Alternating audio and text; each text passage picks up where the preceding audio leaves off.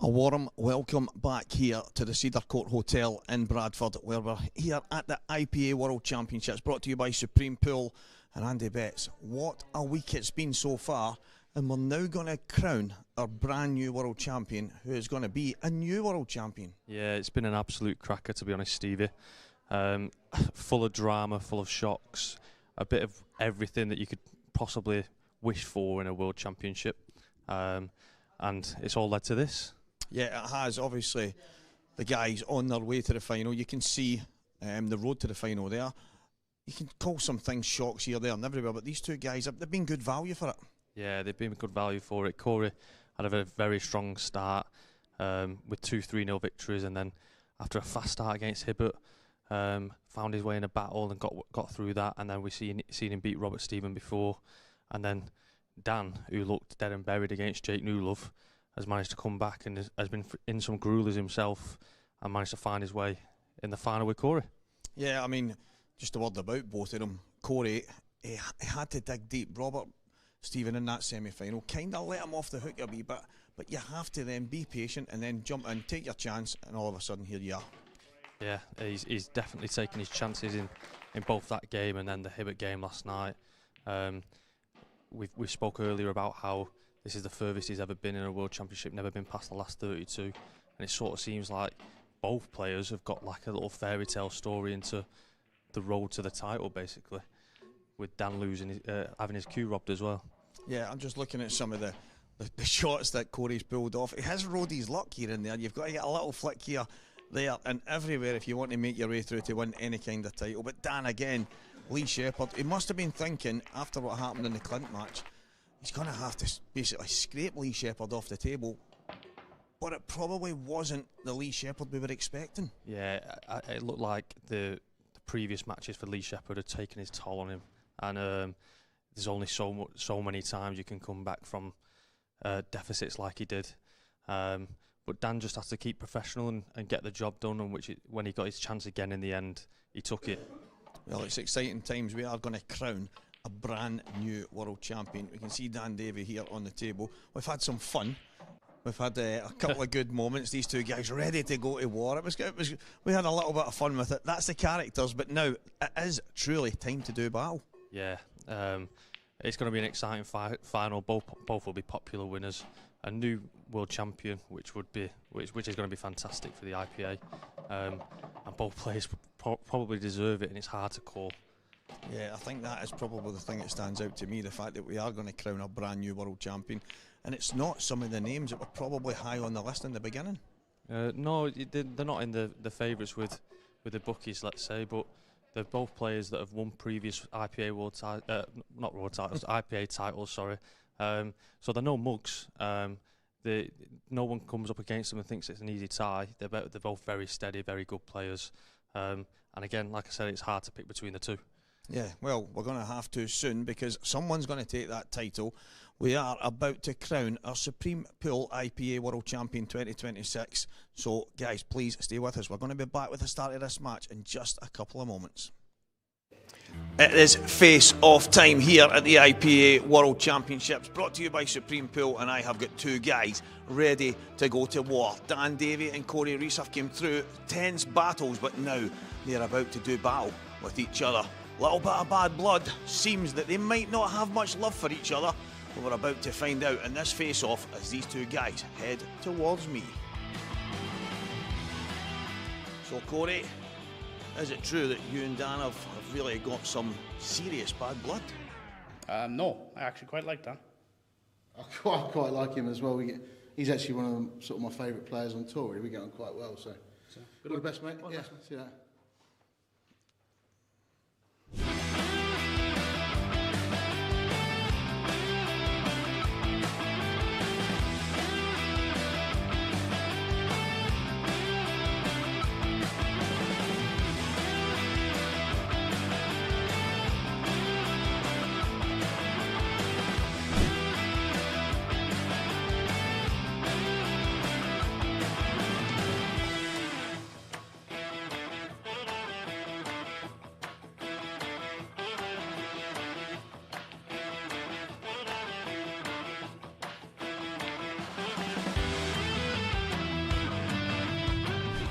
seems there's no war. Good luck.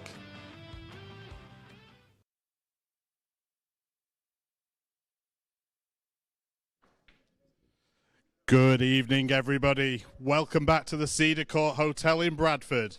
It's now time for the IPA World Championship Open Grand Final. And it's guaranteed we will crown a brand new champion. Introducing first, looking to add to his 3 IPA ranking titles with the big one, coming to us from Bridgend in South Wales, ranked number 5 in the world, it's Jibs. Make some noise for Cory Rees!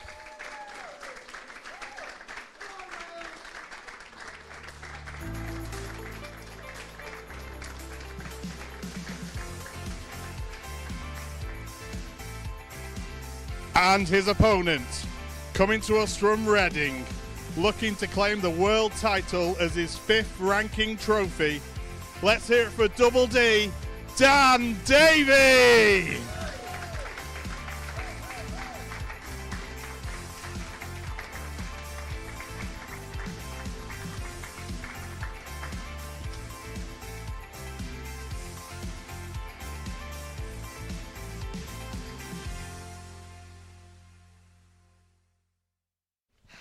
Welcome back, ladies and gentlemen. Stevie Walker here. Absolutely delighted to be commentating on the World Championship final with my good friend Robert Stephen. Robert, thanks for joining me here, mate.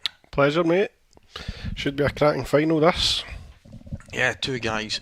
I think they are number 5 and number 7 in the seeding order. I don't know where they are ranked in the IPA right now, but 2 guys. I mean, there was some people saying, Robert, that it's nearly impossible for the top guys to win because it's just a lottery, all this. And I'm looking at these 2 guys in the final and thinking, your number 5 seed and your number 7 seed, is only the 1 and 2 that's allowed to win it.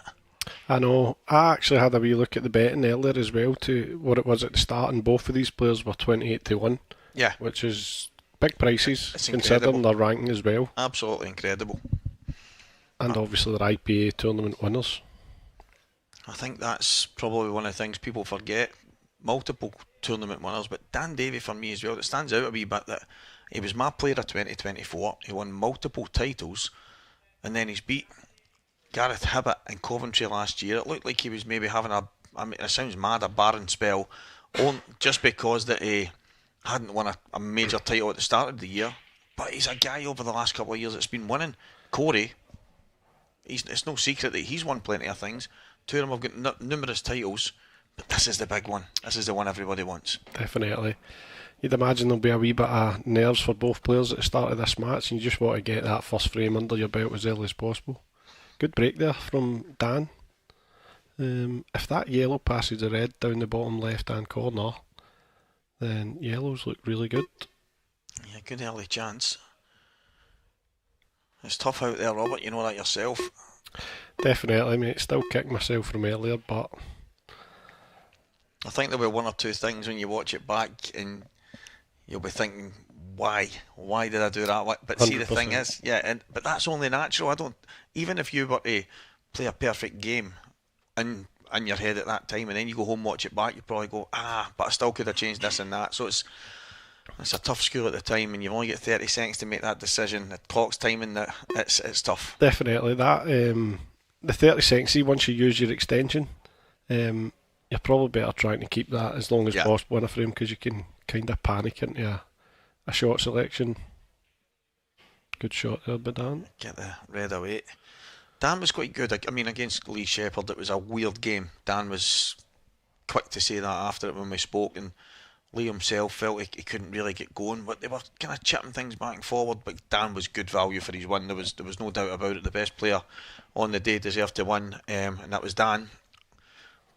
But if that's that's probably the worst, I would say maybe I've seen Dan. It was the worst he broke.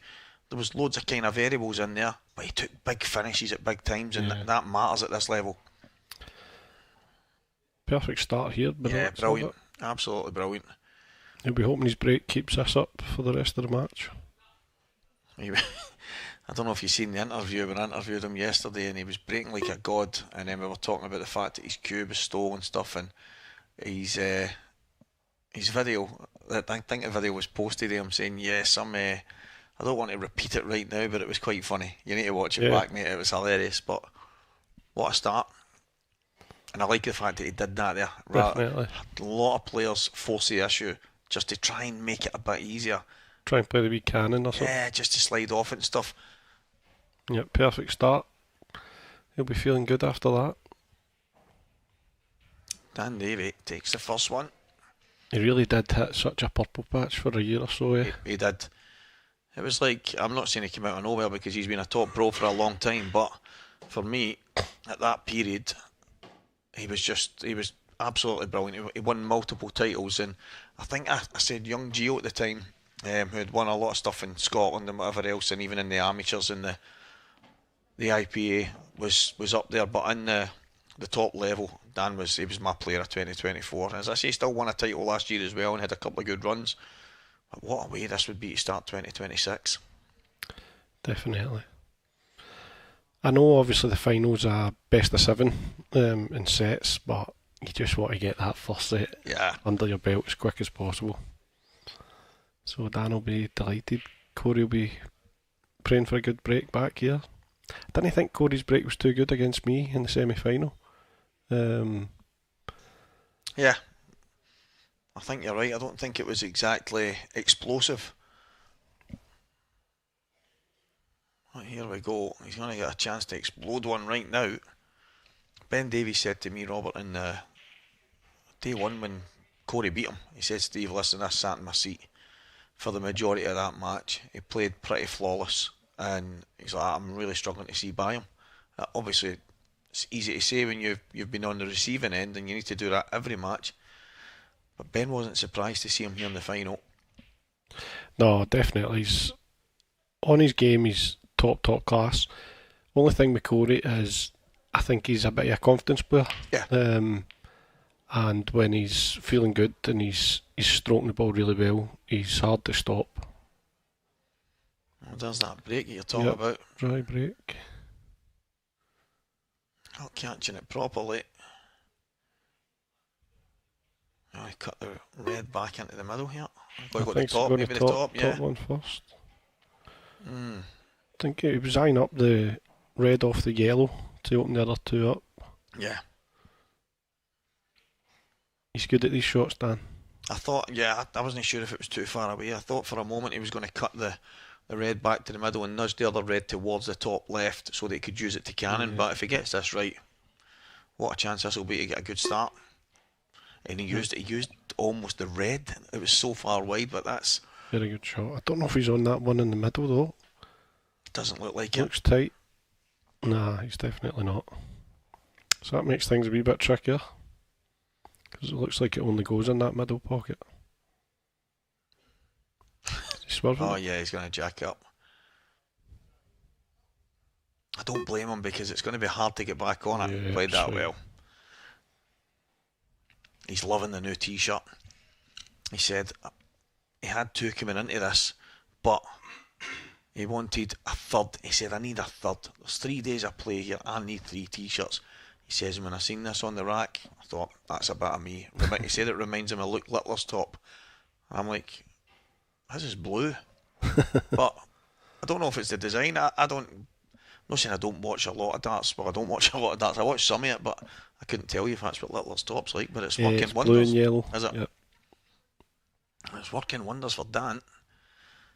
Looks like a big sweetie wrapper, doesn't it? You went to the fair and came away with one of the fancy sweets, but he started well. And if this is a means to go on, extension, where did he go there? I thought he went to get an extension for his cue, but did I. didn't bother. It's a good shot. Just come through the gap with the 2 yellows, try and get close to the top cushion, and that shoe, perfect. Yeah, as good a start as you could have hoped for. To get a break and finish, and then your opponent to break dry.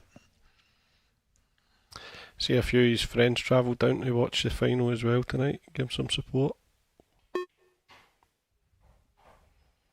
Yeah, good shot. Perfect.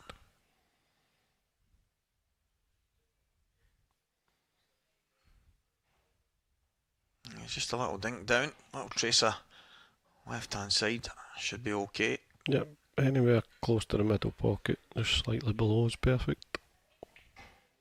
Absolutely perfect.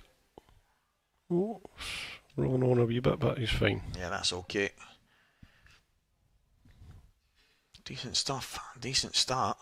It is 7 sets. It's hard enough to get over the line in 5 sets, but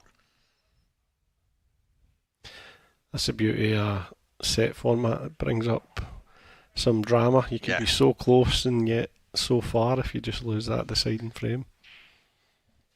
Yeah, absolutely.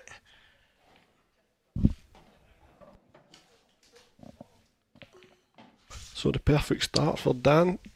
He'll be hoping for another monster break.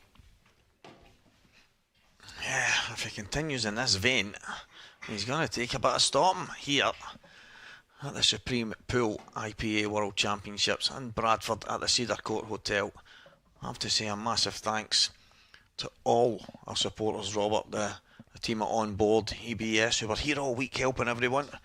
Hi-Vis Media, who have given one hell of a production. The guys at 8 Ball Direct, we are spoiled, the Smart Rack and the Halo Lights, Supreme Pool, Strachan 861 and the RMF Pro Cups. Think of all those partners, take them away, we're sitting in the house. Yep. Oh, listen, the conditions, the whole setup this week has been absolutely sensational. What a break again from Dan there. Wow. I called it a weapon the other night. Today, it wasn't so great. It looks like he's fixed it. Yeah. Whatever he's been working on in the room. Some of the guys were joking out there saying, I think Dean Shields is up in the room giving him a warm-up. I said, oh, is he up there giving him a wee rub with some Tiger Balm and stuff like that? He might have been working on his elbow because he's doing something right here.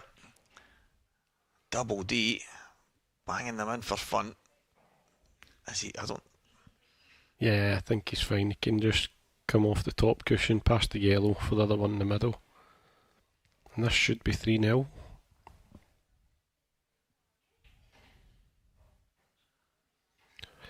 And the perfect start. Absolutely incredible. Cory could be 3-0 down and he's had one dry break so far. So, some of the matches we've had over the course of the week so far have been a phenomenal advert for sets play. And then you get the people that complain. Yeah, it's no good, that's no good, that. And then they tell me that they love darts and they love tennis and they love all these things. And I think, are these people wired up right? Set play. They only don't like it when they're in it losing. Yep. But they love watching it and they love the excitement, they love the drama. And then one or two of them said, yeah, it's good for the viewer. And I'm thinking, well, that's all we care about. So, oh no, Dan. Wow. I have to Did not expect that. I have to be honest, mate. That yellow would have been my target. I would have been running into it, just knocking it out of the way. See, I think he looked at taking the long red first, and I think he should have. But again, you don't know if the 30-second time clocks just made him kind of rush there. And again, he could have been as far over as he wanted. Oh. He's got a shot to play now. Well, he must have some trick up his sleeve. Cory will be sitting in his chair just praying that he doesn't nail this and he'll get a chance. Oh, he's in off. In off as well. So what should have been 3-0 is going to go close now. That is normal for me. When you see that happen and you make the mistake, you get punished. Definitely. Not just by missing, something always goes wrong, you end up in off, and normally it's followed by a breaking dish. I know, I was just going to say that. The way the pool gods work. So, what a chance. Listen, he's experienced enough to know that you just have to stay patient and your time will come. But that was probably not the instance that Cory was expecting, so... No, he'll be in disbelief that he's actually back at the table here.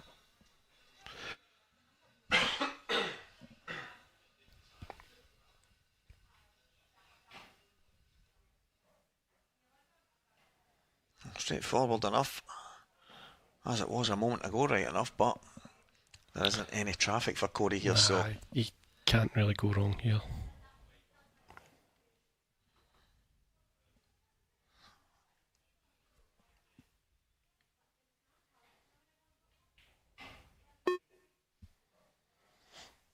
Yeah. Dan will be gutted because he was completely freezing Cory out in this first set. Yeah. It really did look like it was going to be a quick fire set, 1-0 Dan, and Cory needing to respond, but all of a sudden,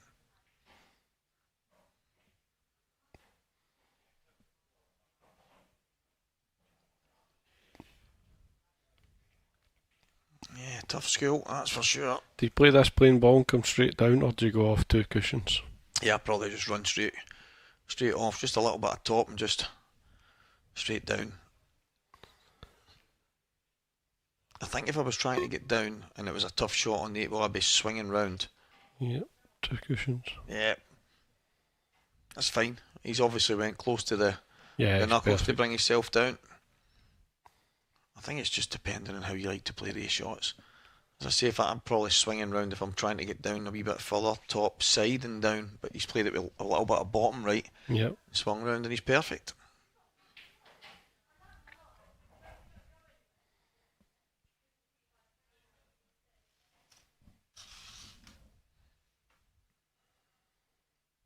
He just needs to drop this in. You think he'll stun off a side cushion? Nah, just a wee gentle screw, I think. Little drag. Perfect. There you go. The unexpected one back. And let's see if history repeats itself like it does for all of us. Set on now. There is the coveted IPA World Championship trophy. That's what we're all here for. It's what the guys have been playing all week. Set after set, pushing each other to the limits, Robert. And one of these two guys are going to have their hands on it. Yeah, it'll be an amazing feeling for whoever wins that.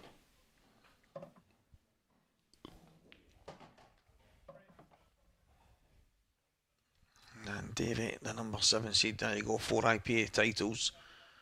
And his best ever World Championship was last year, and he got to the last 32s. And then obviously, showing you their previous best in 2017 was a long time ago, but we won't even go that far back for Dan. He's only thinking of it now. Definitely, and he'll be hoping Cory doesn't have a monster break here to double punish him.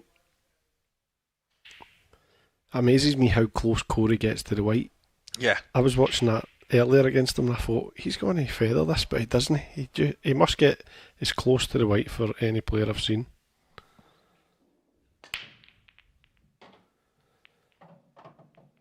But another dry one. He's got a yellow. Oh, did he? Oh, I didn't see that, sorry.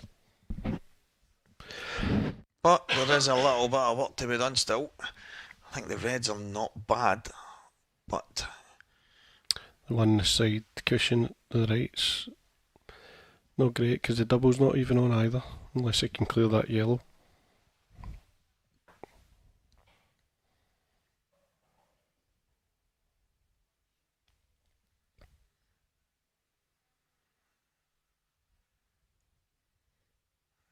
Yeah, he's got a bit of working out to do. I think the red below the middle pocket is probably easier to nudge and get a shot on than the one at the top.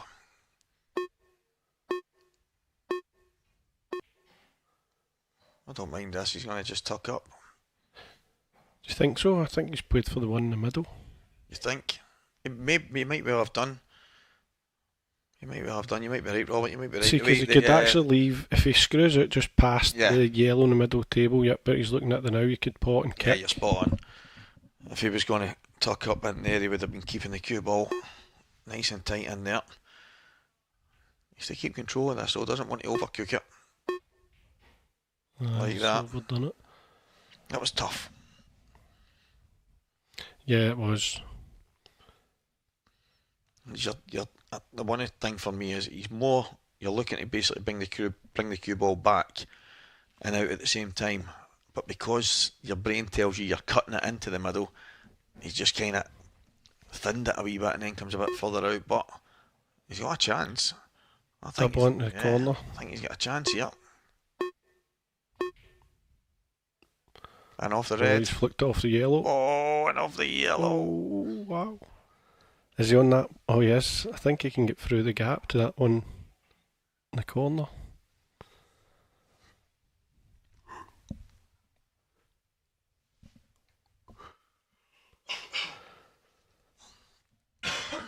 Yeah, he can actually. I think you're spot on. I think he's got a wee bit of luck here.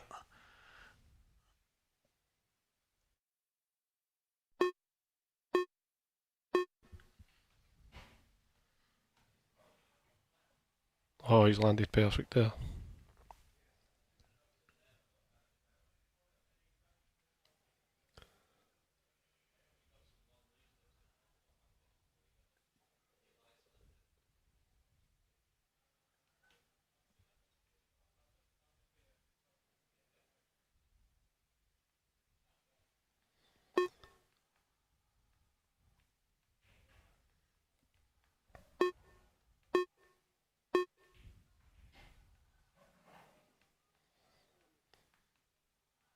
Good shot. It just needs to come back up through the gap.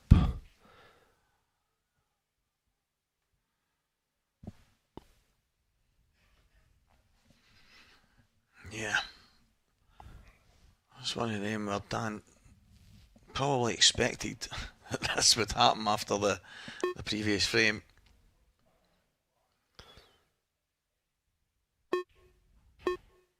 It's a good shot. But yep, that fluke with Cory. As we say, that's what happens with the pool gods. You seem to get double punished anytime you make a bad error. It's absolutely incredible. You could write a script for a game of pool if someone says, listen, this is what happened, and then they give you the kind of ending where they are and you have to start from there. You could easily come up with the same story every single time. Nicely controlled here. Little trace, 2 cushions. Thought he could have maybe got a bit lower, but I don't mind the fact that he's just... I thought he was about to play. I've got this. Not Cory Rees. Oh, he does that. He always goes down just to see how he's going to cue, and then he'll go through his pre-shot routine. But a big black here for a Desmond.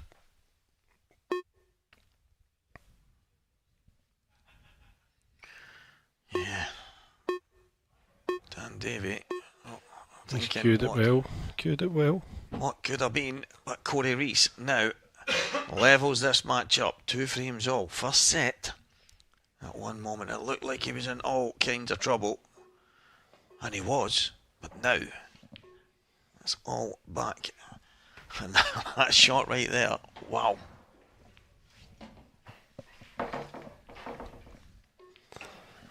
I'd be delighted to finish that. I was actually having a good chat with Cory at one of the events, because he seemed to improve a lot, like quite quickly, especially after COVID.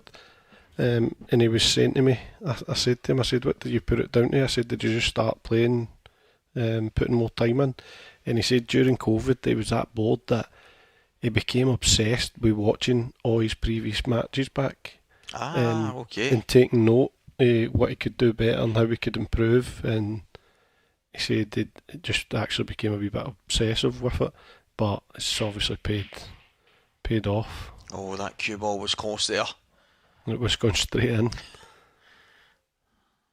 But is there a half a chance? Just looking at the table right now. The yellows stand out. But does that yellow just below the red double? I think it does. You can see on the TV just now. Yep. And obviously, if you were to get close enough to the yellow at the bottom, a little jab up, but you don't want to take too many of the balls away at the top if you're going to play that. But I tell you what, he doesn't miss many doubles, Robert. No, he's class at them. Doubles and skill shots. Very, very good at them.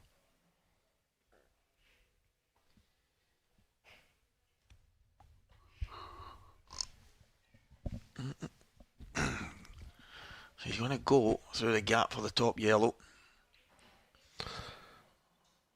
Good angle here to Yeah. come off 2 cushions and flick out. He's given himself a chance. Can he screw straight into it? Oh, he can, I think. Yes. That's actually the better shot, because you should, unless you double kiss, you'll be really unlucky not to be on it here. That'll do it. That's fine.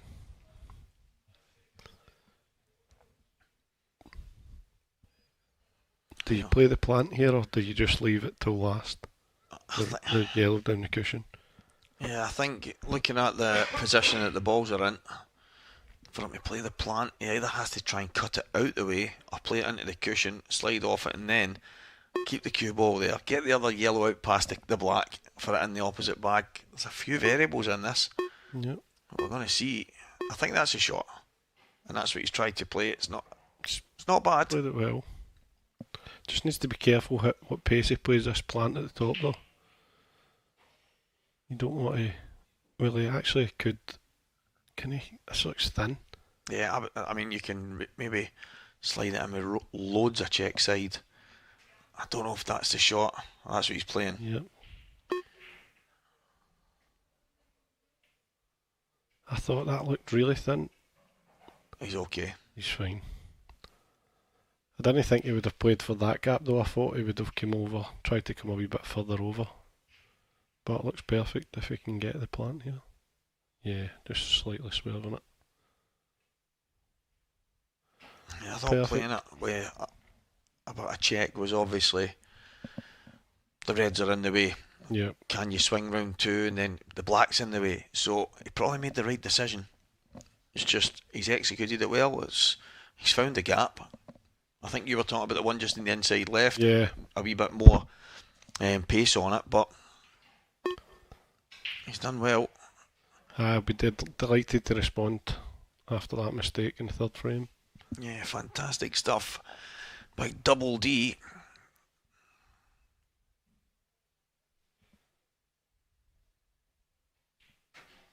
Good finish. Great response. Definitely. There's the main man, Bobby George, in the background there. It's good to have the celebrities. You know, he's a future model.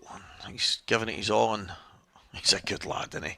He is. He's such a good he lad. loves pool, and he's always there watching every final that I can remember. Yeah, he is. There was actually one last year. It was the doubles final, and I was in the audience. There wasn't many more people there, and in comes the young man with the biggest bag of crisps I've ever seen. And Gibbsy and Boyle and everyone looked round at him because they could just hear the racket, and they had a bit of a giggle with him. He's a great lad. He's everywhere. He supports the IPA, and people like that are few and far between. So good to see him here all week, and no doubt we'll see him probably at every event, Robert, as the year goes on. Definitely. That's a monster break there for That is a beauty. This first set should be going to a decider.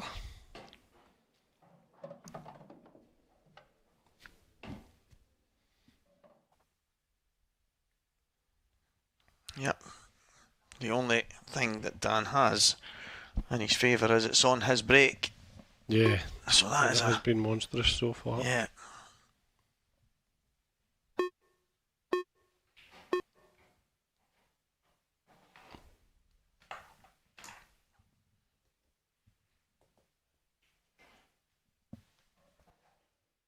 Yeah. He's not going to make any mistakes here. Do you think the black passes the 2 reds into the bottom right hand pocket? Looks tight. Yeah, it does. But I think there's options there. Might not go in 2 bags, but there's 4 other pockets, Robert, that will gladly accept it. Yep. As currency, so he just has to decide if he's going to say drop it in and then just play it maybe to the top right corner, but he could also drift past the two reds and take it into the left middle. It's going to depend where he lands, probably on the yellow to the bottom left. Well, I think he was looking there. He's coming down. Yep, with a shot he was looking, because he was going to play the yellow just to run into the black here and just nudge it up so it goes into the middle bag.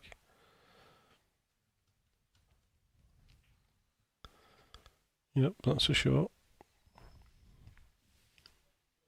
Yeah, even the slightest of flicks will make it a bit more inviting for more pockets.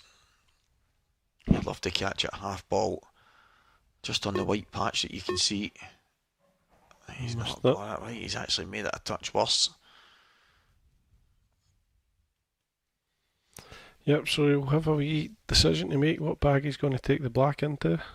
The thing is, for me, if he was to land where he did a moment ago on that yellow for last and drop it in, he would have had plenty of options on the 8 ball, but he's tried to make it perfect and he can't find fault in that. He just has to now work out a different way.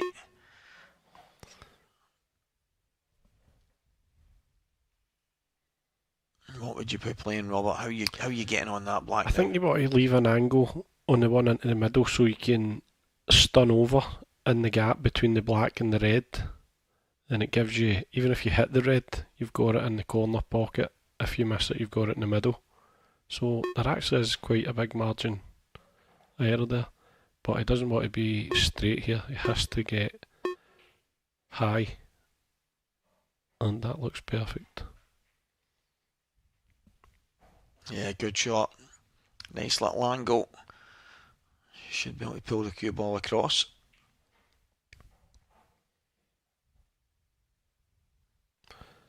With this shot here, you just cannot be short. You have to make sure you cue it.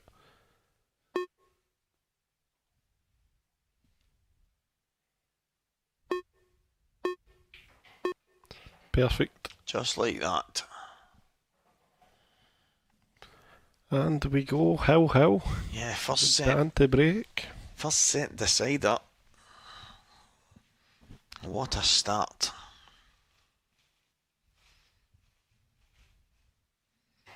Yep.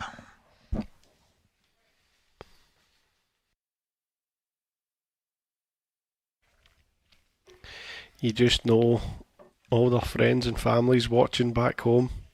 A big shout out to you all. I know the nerves will be kicking in. It's more nerve-wracking watching than it is playing. You'll just be hoping your boy wins this first set.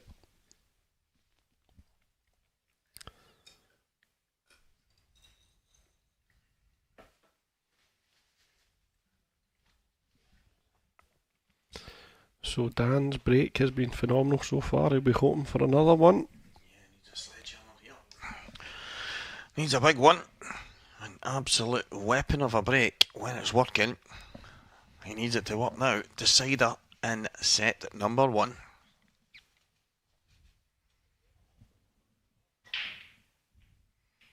Oh, and it's absolutely dry. Dry.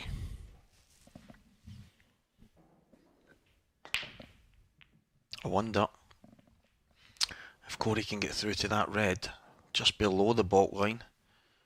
If he can, there might be a chance. Yeah, I think he can.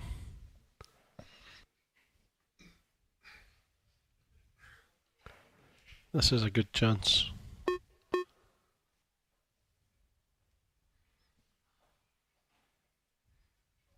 Yeah, the kind of chance that you hope comes your way against the break in a decider. Yep. Dan will be gutted after his first 3 breaks being monstrous and then he's dry in the decider. And I know it's very early doors, but you just want that first set under your belt. Yeah, of course.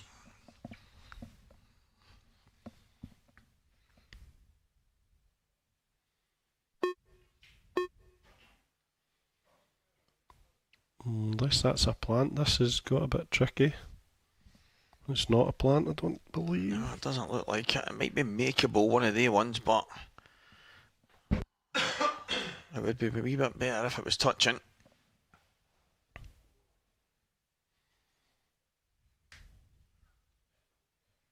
He's got it. And that's the thing, see, because he's used his extension on the first shot. He's a wee bit hurried now. Yeah, that's not great, but Can he leave an angle on this one in the middle to run into them? I think that was a hope. I think he would have liked to have been probably another maybe 2 inches there. Even, I don't think, if he runs into the yellow, I don't think the bottom one pots either. So I think he does need to definitely disturb them.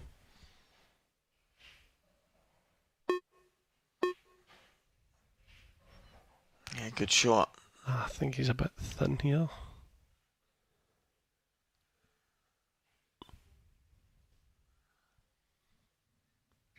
I don't know. I think he can go towards the yellow here. I think he's kind of heading towards the gap between the red and yellow. The one on the right hand side, the two that's close together. Yeah. But then again, it depends how he plays it. He's screwing it. Looks... Maybe it does plant. I don't think so. I think he's going to try and get in behind them and play one long. Right. I think that's his only option now.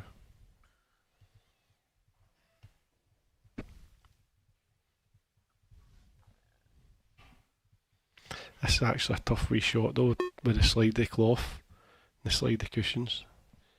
Kinda need to like punch it through. He's played it. Oh, he's went a bit too far. Is that a big Does that bag? go into the middle? Yeah. I think there's a sneaky wee gap, and I think there's a touch of fortune. Doesn't look too happy though. Yeah, because he's going to have to jack up a bit, pull the cue ball back off the top cushion and down, unless he just pulls it back and takes the long red afterwards. And then there's no guarantee if he's got the wrong side of it for the... Yeah, this is the way he has to play it. It's a great shot. What a result. Very good shot. What a result, but you've still got to execute it. You've Just still... needs to cue this well, off the cushion, through the gap for the black. Cory Rees heading for the first set, and at the beginning it looked like he was going to be dead and buried early, and it just goes to show how quickly things can change. He's played it well. Yep, Dan will be kicking himself. That one mistake has turned out to be very costly.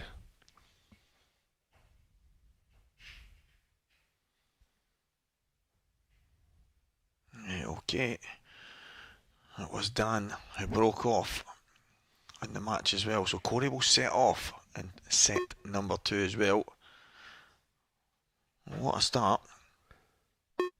Plenty of drama as Cory Rees goes 1 set up, but Robert, that's the 1 set that got away from Dan there. Definitely. He'll be absolutely kicking himself with that. But that's the beauty of sets. Yeah, you always get a chance to hit back.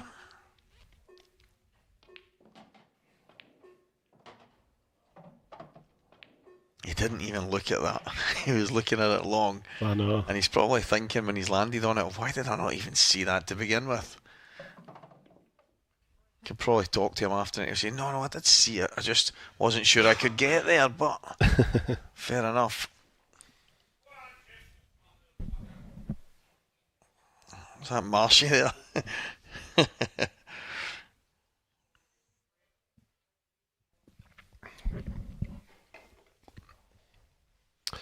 Mr. Marsh shouting in the background, enjoying his night as always.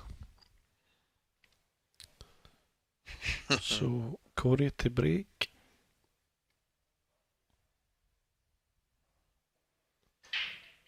He's hit him well, but it's dry.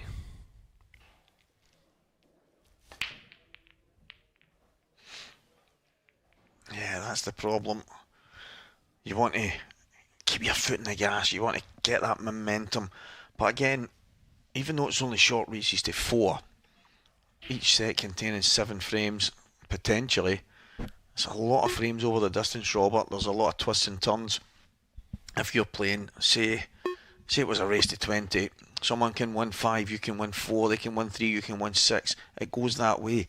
Set play stops the mega momentum because you're just getting to that stage. So you can just be finding your feet. You've maybe won a couple in a row towards the tail end of it, but then it can stop so swiftly because of the momentum shifts. But the difference is, once you get to the end of the set, you have to stop and start again, and it's a mental switch. You've played in it, but obviously I've played myself. You were in there today on the main TV table, semi-final of a World Championship. I just imagine that you're dying to just keep going and getting those frames, but it doesn't matter, it's only a set. Definitely. I think after 3 sets with me and Cory today, because I was thinking that earlier, I think I was 10-8 up in frames, but I was 2 sets to 1 down. Exactly, that's you know it. I mean? So it's... But that's where I use the tennis and darts and all these other kind of analogies, because I'm sure if they go home and say, I won the most points in this tournament and I got beaten, it's like, unfortunately, it's about the sets more than the frames, and that's what's important. And to be honest, every year with the Worlds, I feel you get more drama with the set format, don't you? It's absolutely epic. That match last night with Lee Shepherd and Clint Jansen is easily one of the best adverts you'll get for the sets format. Clint had 2 balls to drop in and then get on the black, and it's 3-0, and Clint would have deserved that 3-0. There's nobody, including Lee, that could have ever argued whether the 3-0 was justified. But next thing you know, it's flipped on its head and Lee Shepherd wins a match. It's incredible. Unbelievable. That's a really good shot Dan played there, but I think he's been a bit unlucky. He's been very unlucky, actually. Yeah, it's a good shot he's played, but I don't actually think he's got a shot. I think he might just try and take this bottom pocket. If he can just about slide it inside. Yes, it goes off the yellow. He's tried to pot it. To be fair, he's tried to pot it. Do you know, Robert, I actually don't mind him trying to pot it. The way the yellows are situated, he's got enough with the reds on the table that there's not major hiding spots. There's plenty of targets to go at, so yeah, I don't mind that. Cory looking at the double.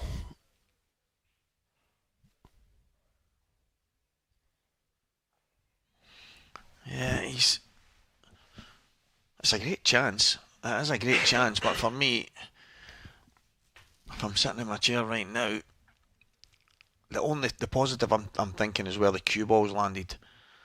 It's not a straightforward starter for Cory. He's then having to come away from the balls at the top, but who knows? He might go and roll a couple of them in, play the double. Before you know, he's on a straight black. It's a World Championship final, so I wouldn't expect any less.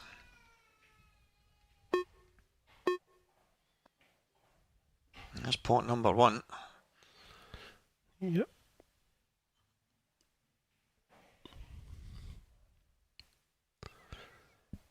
His big decision here is, when does he play the double?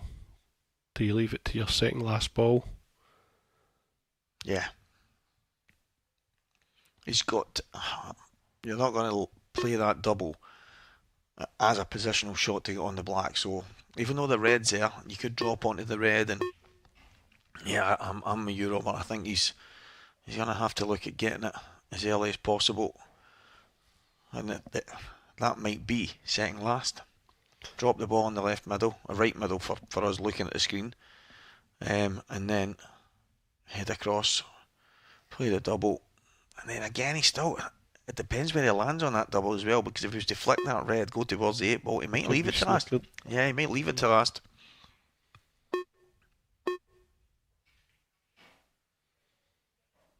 That looks quite straight. Yeah, he had to put a little bit of swerve on that to get through it and pop that in. And I wonder if it might have been more straightforward to drop the plant in. It was maybe just a slight bit off, so no guarantees, so I understand why he has played that. Needs to push right across to the left hand side here.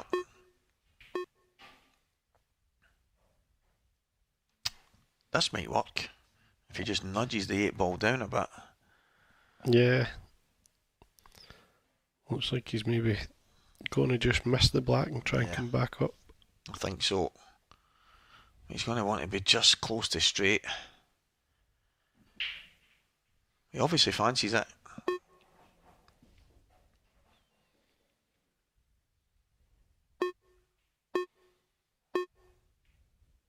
Yeah, just misses it. He's not leaving getting it up. to last. The good thing about leaving it to last is you're guaranteed to be on the black because you can use the red just to stop the Yeah, white. you're going to have a shot. Just depending on where he lands here. That's the big thing for me. But he can just drop the double in. Doesn't have to play it with any major pace. Doesn't need to force it.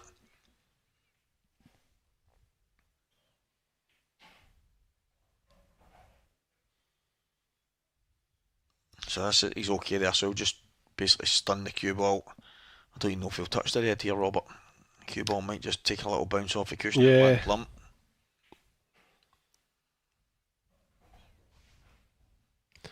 Just depends how he feels, how the angle is.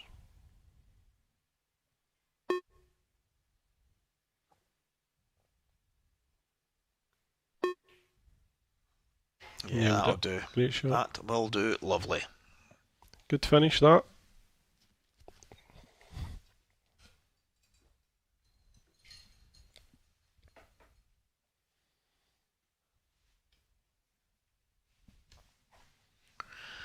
So Cory Rees keeping his foot on the gas. Dan had half a chance, didn't he? He was really unlucky when he Yeah. spotted that red off the yellow, but again, you're relying on luck with shots like that. Couldn't have landed much worse, to be fair. Yeah, he's tried to bang it in. Cushion first, clear the bag at the same time, pot the ball and then take them away, but unfortunately it didn't happen. And Cory Rees, one set to the good and now one frame to the good.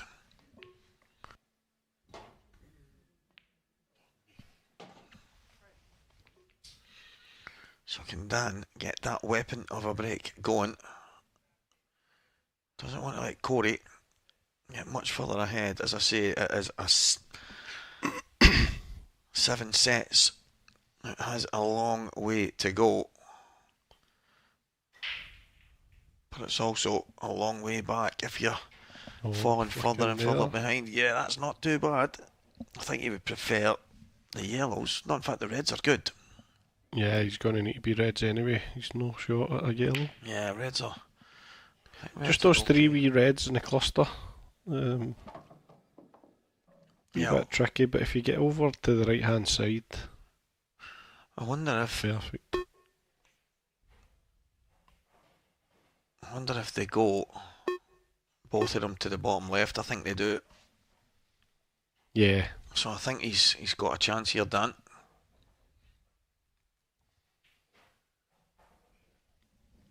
Yeah, I think he'll play for the one on the left hand cushion.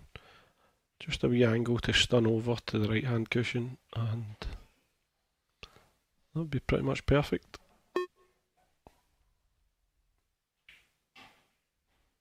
Doesn't want to be straight. He doesn't, but It's he quite straight. is. I think the one next to the yellow with the 3 pots into the right hand bottom corner. Don't think so. Not on this camera. No, you might need to run through and play the furthest one to the right into the centre pocket. He could. I think that might be what he's going to play. Yeah, so he's landed in a good area. He can get his cue on the ball. This is a shot for the frame. Just 100% focus on the pot. White will naturally just run through off the yellow, and you should be perfect. Yeah. All about this pot. Forget everything else. Just pot the ball. It's a long way off. Yeah, he's missed it. I think he's made the 8 ball slightly awkward. After his first couple of frames, he looked on fire, and he's just struggling a wee bit.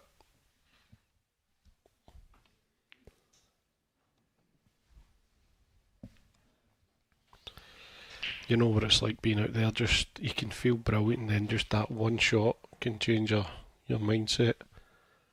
Just needs to try and get it out of his mind. Yeah, it's absolutely incredible how this match has flipped on its head. But the thing is, it's actually just quite normal for a game of pool, never mind a sets play.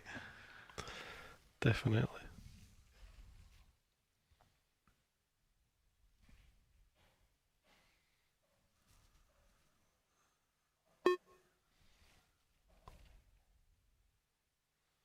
So he's going for the long yellow.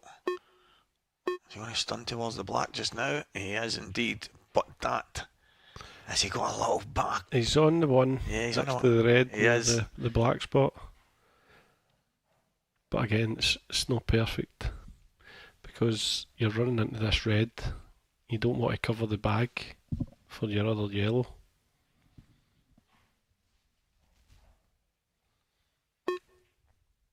So you either play this with a good bit of pace or you drag it in quite slowly.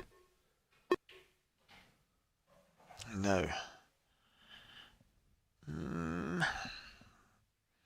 Still a wee bit messy. A bit tricky. Still a little bit Lionel.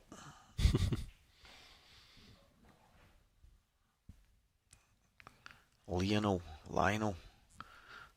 Blair.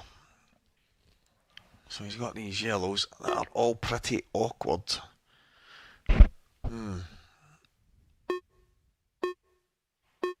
Trying to play the gap. He's on it. Good shot.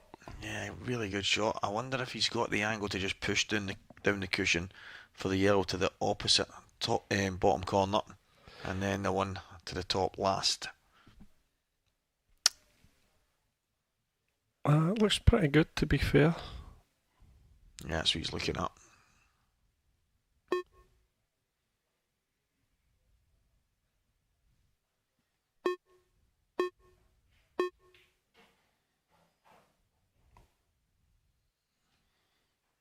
Not the worst. It's fine. He would have liked a wee extra roll there, but if he can just bring the white back out, even just kind of screw it to the right hand side of the red in the middle of the table, would be perfect.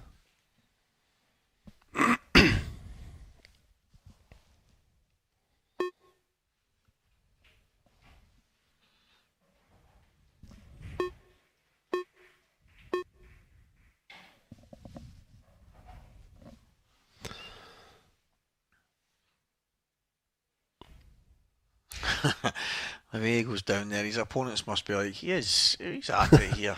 You think he's the fastest player in the world, but then he gets back up.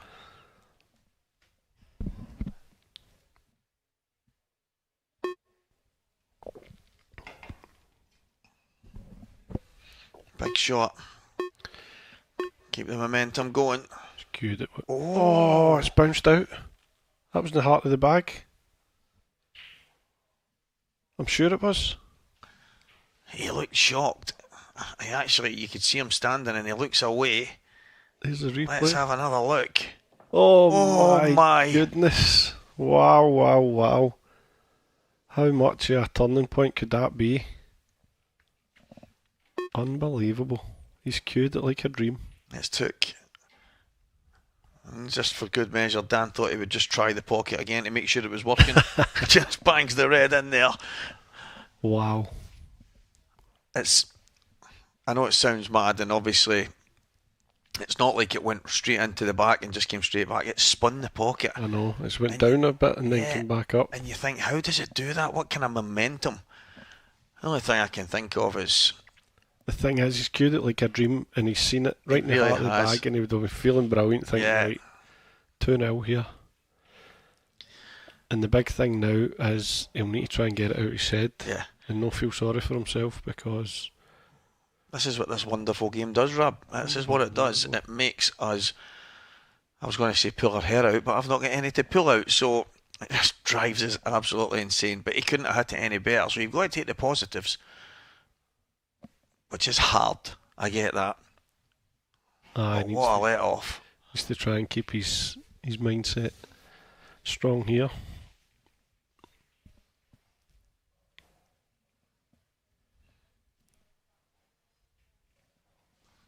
It would have been funny if he stood up after Dan potted the black, went over and had a peek in the pocket, see if there was anyone in there. That is absolutely incredible. But that's the nature.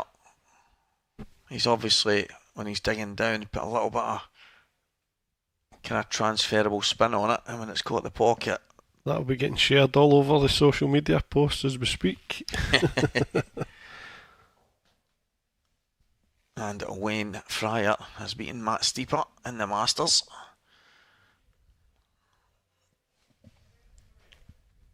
So Wayne Fryer will also join Gareth Hibbott in the final tomorrow, guys. That will be live on our main TV. So keep your eyes peeled tomorrow for that one. But Wayne Fryer has beaten Matt Steeper 7 frames to 5 to join Gareth Hibbott in the final tomorrow. Cracking final that. 2 of our IPA professionals going at it in the over 50s section. I mean, give it a rest, guys. But Cory Rees, look at the old reds. And the one that was the closest to dropping was the one over the bag that just gave him nightmares a moment ago. And it just shows you he was going to be 2-0 up there, that bounce out, and now he could be 2-1 down. It's like deja vu, except it's going the opposite way now. Yep. Although Cory will be feeling sorry for himself a bit because he's hard he's done by. Missed the ball. He's really, really hard done by. I have to feel for him. I do know that that's the nature of it. Sometimes things go for you, sometimes they don't. But he could not do any more. So for me,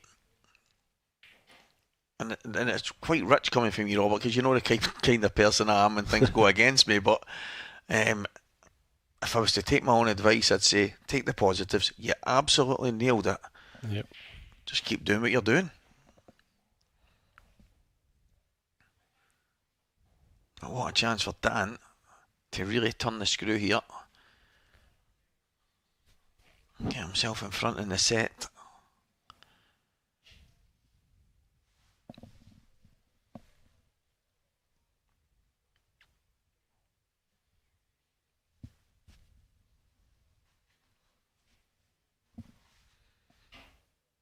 Yeah, that's okay. I think he would have liked. No, he's okay. I think he's got enough angle. Come over I think he's got enough cushion now. Looks perfect. I looked at it to begin with. It looked like it was dead straight, but he's got a nice little angle, so he can just drop this in, come across to the right hand cushion,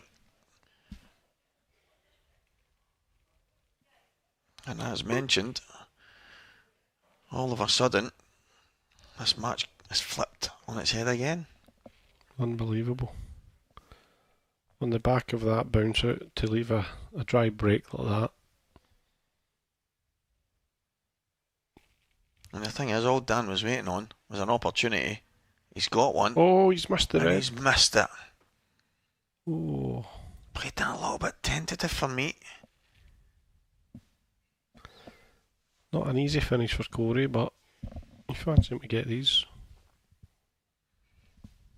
Yeah. With the yellows, I don't think they're blocking each other out. I think the one closest to the... Oh, maybe they are. From that middle pocket. If there's a tiny gap and one of them goes, then it should be straightforward enough from there. Dan will be kicking himself because he'll know Cory would have been a bit despondent what's happened in the last couple of frames. And now he's just let him straight back in to the game. Oh, and you know what? Every table is the same. If you miss them slightly, they're not taking them. No. And that's the way it should be. Yeah. Definitely.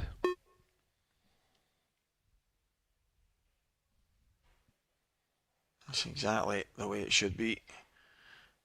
And this week has been the case many times. And there's always the case that when you have the brand new cloth and balls, that there's going to be times when they slide in. It's very few and far between this week. Obviously, thanks to the guys at Supreme, they've tightened them up slightly because we haven't been getting as many of those that you would get shared all over the place. Why did this go in? How did this go in? What? Now, it's not American tables, and no, these definitely aren't. These Supreme winners are absolutely the way they should be for a World Championship. Oh, definitely. I've definitely noticed a difference on the newer tables because we got them all replaced in McGoldrick's. And as you say, even when they're new cloth, there's shots not going in down the rails that were going in before. But it definitely should be that way. Yeah, so the outside one does go. So chance for Cory to steal. And it was a good chance that Dan Davy had. Just kind of dollied the red up to the top right. Didn't exactly get it right. And all of a sudden, Cory Rees, nicknamed Jibs. He's told me about 10 times what that's all about. I know, and I can't remember. I'm the same, always forget. I'm sure it means something in Wales that we don't use in Scotland. Yeah. He'll be a wee bit disappointed with that. He's underhit that.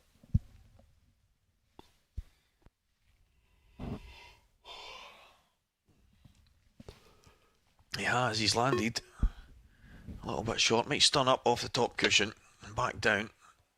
No, he's taking his medicine. And I really like that. Just drop it in, come past the black, and then he's got... Yeah, he has been queuing well. I fancy him for this.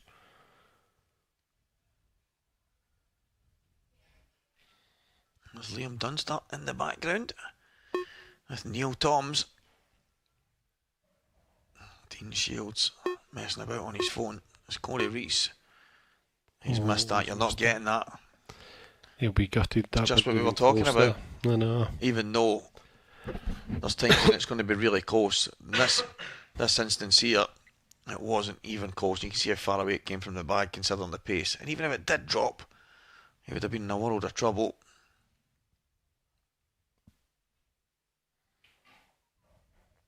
So Dan would have been forgiven for thinking this frame was gone after that mistake. I don't think he meant to leave the plant here. Is he on that other head? I think he can play it. I think he can just play the knuckle and just slide off it. But I think he's more worried about where he lands on the cue ball. He lands on the red. So that's it, off the knuckle. I think he's okay. I think he can nip this. I think he can nip this in. Just screw it onto the right side cushion.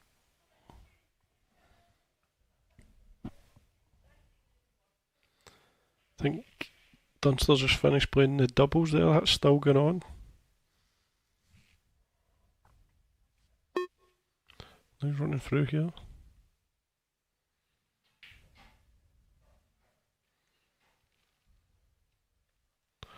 That's a good shot. Goes in the middle. Yeah, it does. He gave himself a chance. Definitely.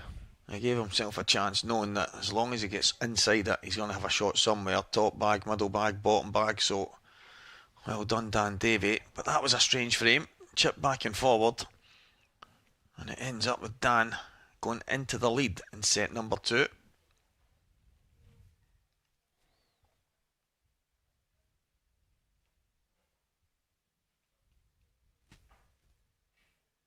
As Brian Moss, our referee, gets the ball set up. Dan Davy preparing to break. Let's have another look at that red. That was never in, Robert. No. The shot Cory will be most disappointed with is not going through far enough for that yellow in the middle. Just another 6 inches and he would have been perfect.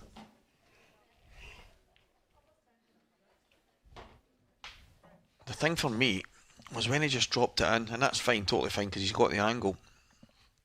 I think he could have stunned off the top cushion and got back to where he was, worst case.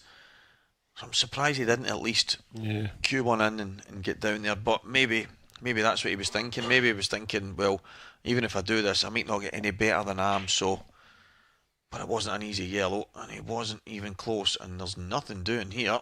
Looked like Dan took a wee bit off that break. Did he hit it as hard as he has been hitting them?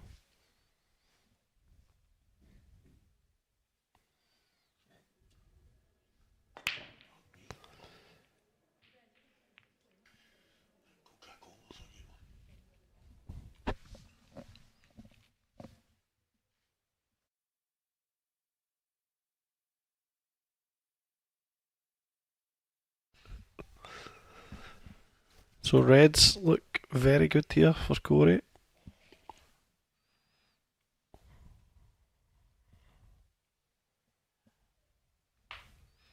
Yeah, it's an opportunity.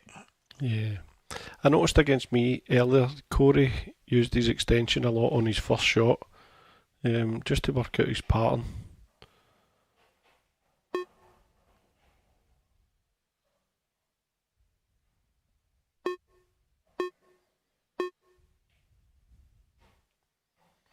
But there really shouldn't be any problems here. Yeah,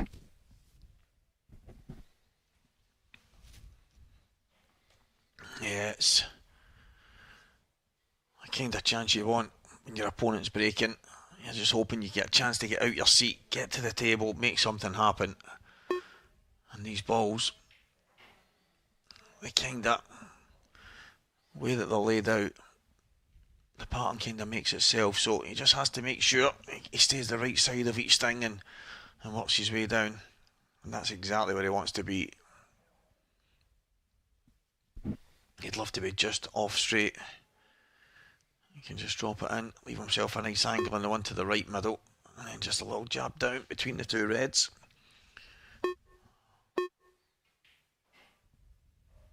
He's went a little bit too far, so he's okay though. He can just bring the cue ball back. I think he had so many options there.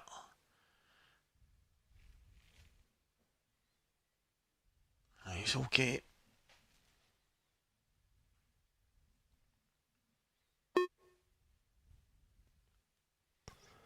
He's taking the outside one. Yeah, needs to get a move on here.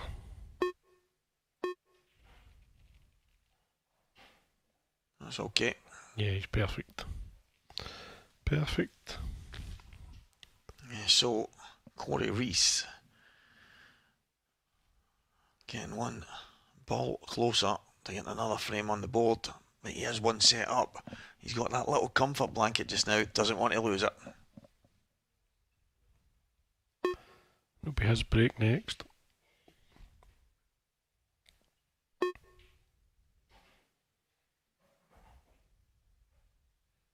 Yeah, he'll make light work of these, I think. So, Davy, slender 2-1 lead in this set, about to be taken away. We are a long, long way from this match reaching its conclusion. And this a championship Saturday night. Perfect.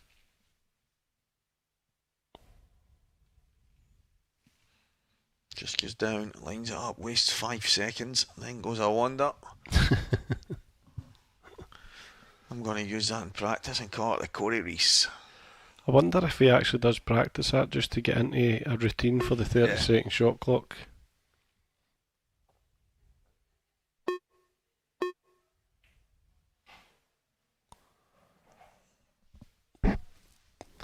Perfect on the black for 2-2 and Cory's break. It's a big set.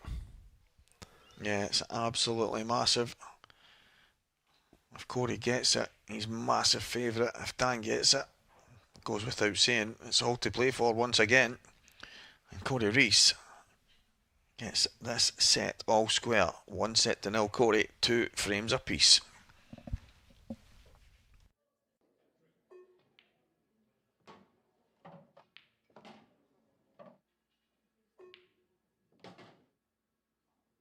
Other than just, yeah, it's all go here. It really is all go. It's late on a Saturday night, so for everyone tuning in, a massive thank you. There is Ross Fernie at the table. Ross and Kieran Kay in the doubles against Fishcake and Rob Wilson. That should be a cracking game, that. 5-3 to Fishcake and Rob currently. Yeah. 2 really good pairings. Definitely. I've noticed with the doubles, there's been quite a few penalty shootouts with the 6-6 draw. That could have been me and you, mate, but these guys at the IPA have dragged Walker the Talker from the table. As long as they compensate me, I'm okay. Listen, I love playing the game. In fact, the last time I was in a doubles match here at the World Championships, it was a penalty shootout as well. Yeah. Clint and Rob against me and Johnny. Rob Wilson, Clinton Jansen, Walker the Talker and Johnny McDermott. Nobody missed for about 10, I think it was like 10 penalties each. They didn't miss, we didn't miss, and then Johnny missed. I mean, what are you going to do? Nice little tuck up here. Yeah, he was unlucky from that break because Yeah. the Reds looked really nice.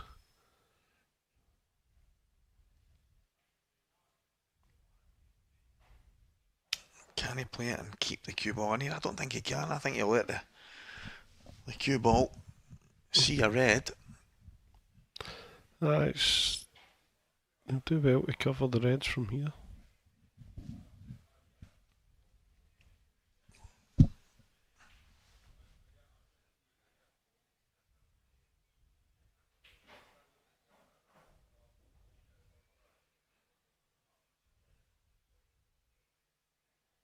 Not bad. Good shot. Yeah, not bad at all. I wonder how much Cory can see to play forward. He might have to slide off and try and get back in behind. Yes, he's looking at worst case scenario if he's on that bottom cushion. What does he leave? The thing is, you don't want to leave an easy yellow here either, because the yellows are actually not too bad. Because that one at the top left, you can pot and play a wee cannon. Yep. Another two. So, needs to be careful. Yeah, and he'll know that. The Reds are obviously the perfect set of balls. If you're in between them and you've got a chance.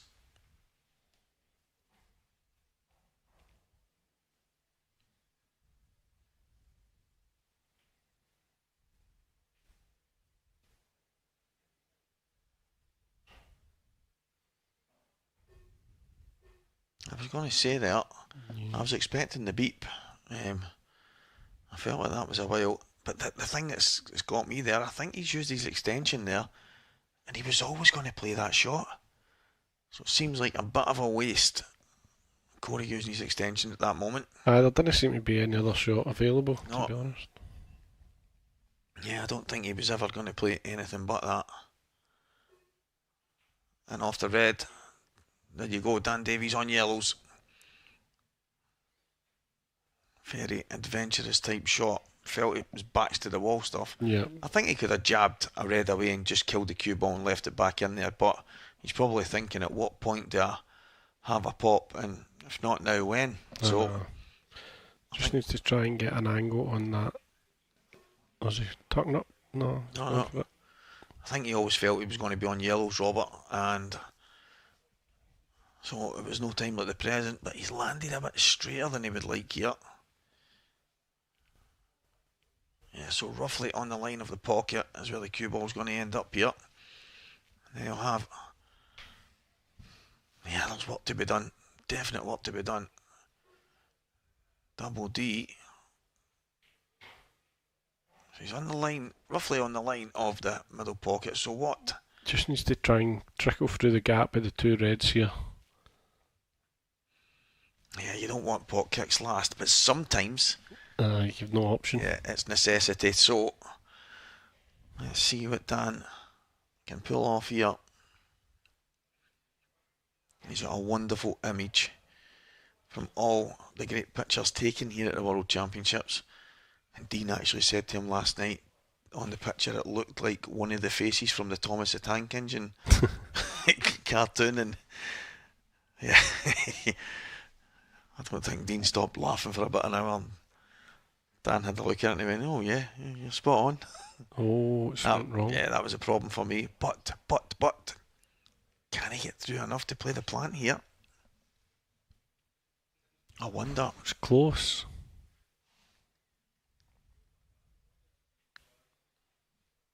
I think he can.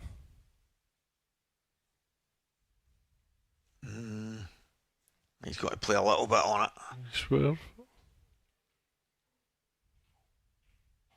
Oh, I think if he played that a touch harder to get more swerve on it, he's got that. But Not bad. Not a bad result. Cory's got a real good chance at a finish here, but the worst case scenario, there's a tiny bit of work to be done. So far, Dan just not managing. It was amazing the first couple of frames, Robert. He got off to such a flyer. I thought, here we go. But it just seems like all the wee flicks and all the kind of positional stuff, he's just either landing short or not getting that kick properly right. But what's Cory thinking here? Inside it, and then he's got the red to the left middle, maybe? I think he actually overhit that a wee bit. I don't think he wanted to leave himself so thin.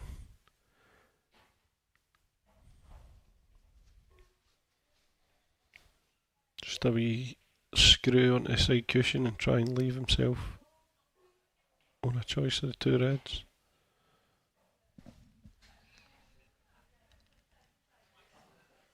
Right. I don't think that's ideal. No. I mean, Walker the Talker would just be storming in the 2-1, so it wouldn't be a problem, but Cory missed one this morning, or this afternoon, should I say, so I don't think he's going to be in a hurry. It is on slightly on the outside left knuckle, but it is still straightforward enough. But at this stage, World Championship final, oh, he's tried a little bit of juice.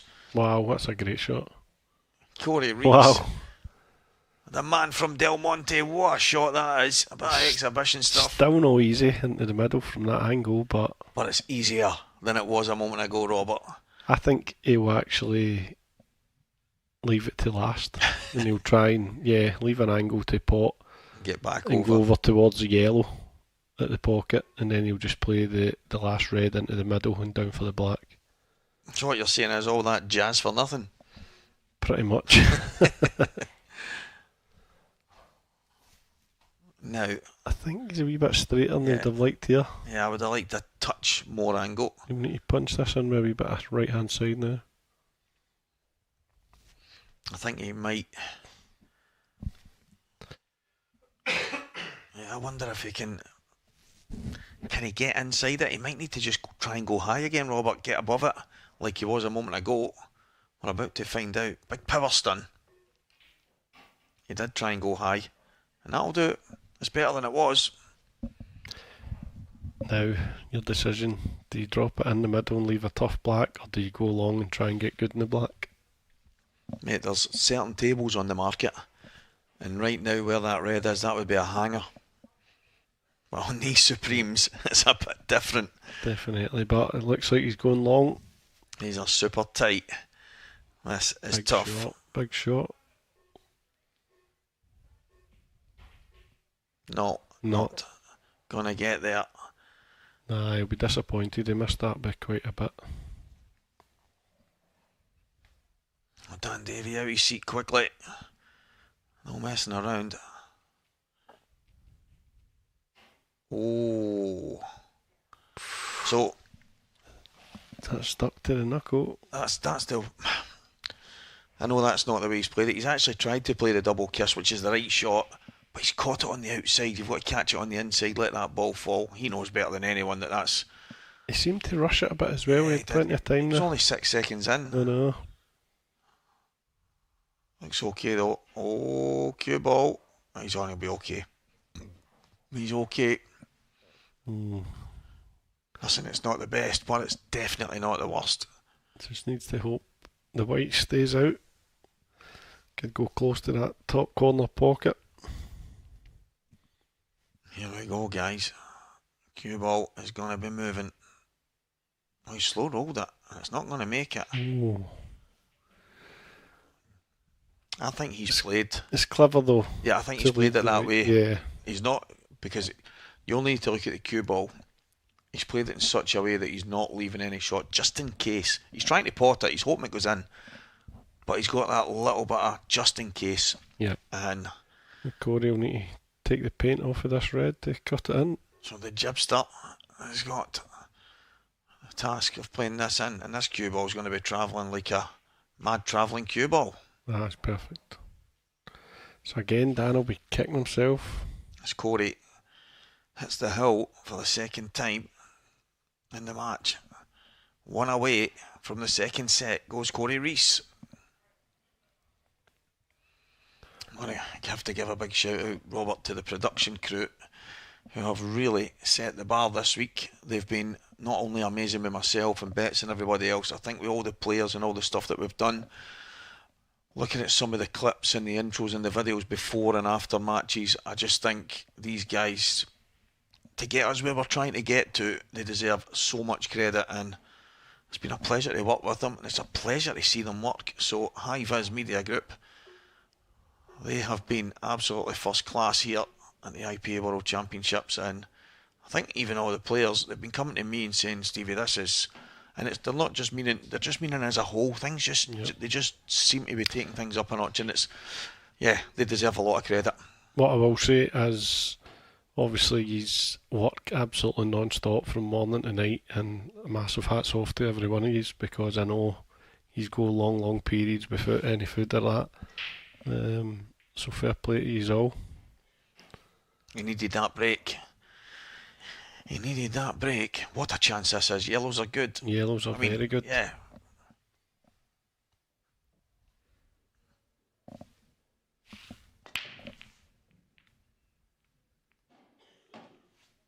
Well, what a chance. What an opportunity. And that's the thing, Robert. You make a mistake and you get a chance to hit back. It doesn't happen very often, because we often talk about getting punished 2 and 3 times after the pool gods don't mess about. But Dan has been given a chance to hit back, but it's out his hands. Yep. It's out his hands. All he can do is take the finish here and then hope that Cory somehow either gives him a chance from the break or makes some kind of mistake. But sometimes all you can do is be patient, hope and wait. That's exactly what Dan's going to have to do. But they're not easy. But at this level, I feel, Robert, and I'm not going to be convinced otherwise, you have to be getting these. Yeah, definitely. And the thing is, it's a world final. It's 2 guys that have played awesome all week. Confidence should be high. Yes, there's nerves and stuff like that, but these types of chances, you expect them to be gone.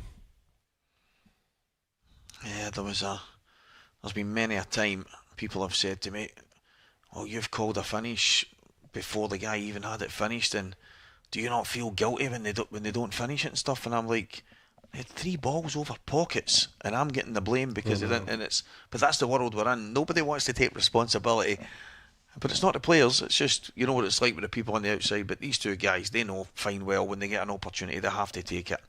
And the one thing I can say about these 2, they're definitely not the type, Robert, to make excuses. No. They are straight to the point. Same way earlier, I got after my match with Cory, I had a lot of messages and people saying, oh, you're unlucky, that one frame, you had the roll off, cost you. And I was like, look, I had tappers in the decider. I said it's nothing to do with luck or roll off or anything. That was purely to do with me. I've got the opportunity to win the set and I didn't take it. He's landed dead straight Couldn't here. have landed much worse. He's going to have a very, very tough black. Slightly surprised that he decided to kind of stun off the cushion towards it. I thought he could just take just run off the cushion and out between the 2 reds, but he's going to have a big 8 ball. So one massive shot. This black for a decider. If he misses it, it should be 2-0 to Cory. Yeah, this black could change the course of history. Dan Davy, what a moment to maybe pull out a big shot that keeps you in the World Championships. Oh, I thought he had it. Wasn't far away. Now, what to be done from Cory, but he's massive favourite now in this frame. I think he'll just weld him. Dan really shouldn't see this black for another few shots, so just flick off this, leave the white tight against the red, just below it.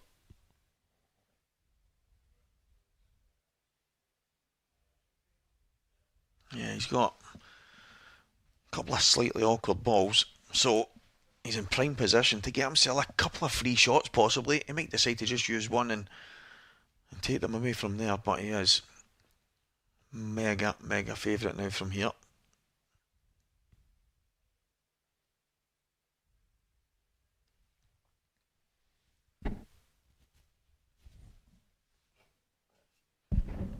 I like the shot that you're talking about, Robert. I think that's the one. That wasn't an easy black, just looking back on that. So it's kind Cinder of... hit that, Cory. Yeah, he slid off it and back towards it, but I liked jabbing it away and bringing the cue ball back. Yep. But So does Dan play the 2 cushions and try and get up behind the black, or does he just have a whack and hope for the best? Oh, he's going for... Oh, he's not hit it. He's close. not hit it. He's not hit No. it.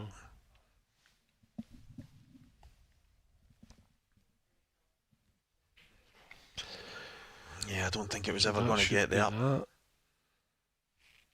Just play the plant down, get the 2 reds out. Yeah. The shot Cory played to get the snooker, I know it's came out good for him, but it could have cost him not getting as close to the red. But big chance for set number 2, Cory Rees.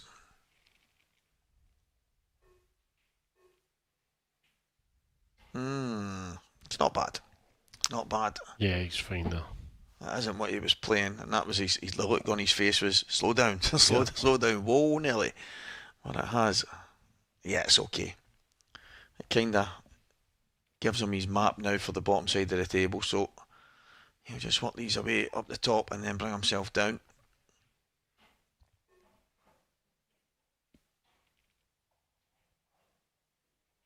Oh, bags are so tight. Just the pace there, took that in. Yeah, any harder and he would have been in all kinds of trouble there.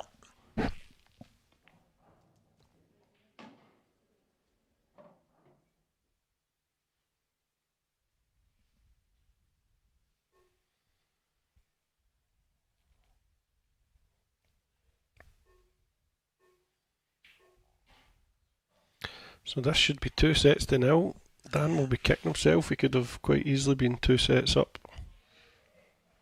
Yeah, it's incredible how this game of pool actually works and how one frame either way can cause so much destruction in your game when you're heading towards possible victory. But Dan's had a couple of opportunities, Robert. He's just, so far it's just not been his night. But race to 4 sets, long, long way to go.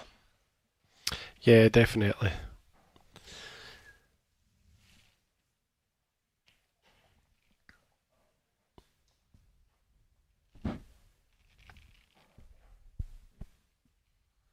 Yeah, he's okay there. Just needs to drop it in. Just making sure. Time management's been quite good. He said he's matched that other night when he was playing, I think, Gareth. He started off at a good pace, and him and Gareth had said that he was playing pretty slow towards the end, and Cory he actually mentioned it, he didn't hide it. He said, I don't know what happened. He said, I felt like I was in a good rhythm and kind of in the zone. He says, and all of a sudden, out of nowhere, I started to really slow up. Don't know where it came from, and he said, I'm looking forward to being on the TV table so that I don't get the chance to do that. Yeah. Because he is a good player when he's playing in that rhythm. You probably put yourself off a wee bit when you're on the outer table, shot clock not in play, but he's using his time really well here. And he's about to go 2 sets to the good. Yeah, he's got a pretty consistent routine in the 30 seconds. He very, very rarely hits a shot unless it's got 6 or 7 seconds to go.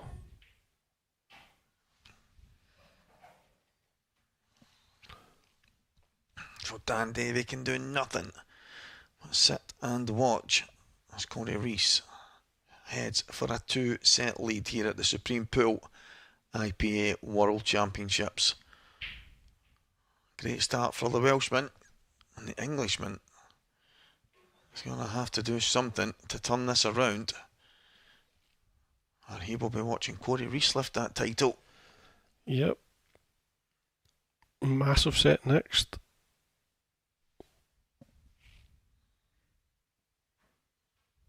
2-0, Cory Rees.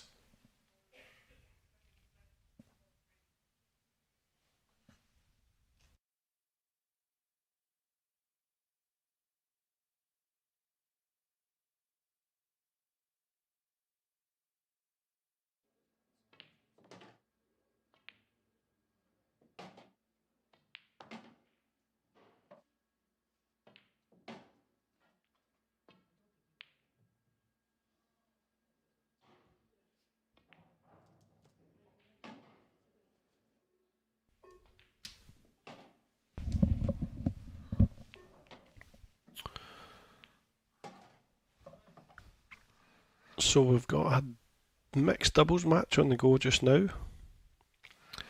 Lee Shepherd and his good lady against Isle of Man's Dave Adenall and Helen Sanderson. It is 5-1 currently to Lee and his missus. Vindaloo. Yeah, team pint-sized powerhouse. Lee and his lovely wife Louise having a dash here at the mixed doubles.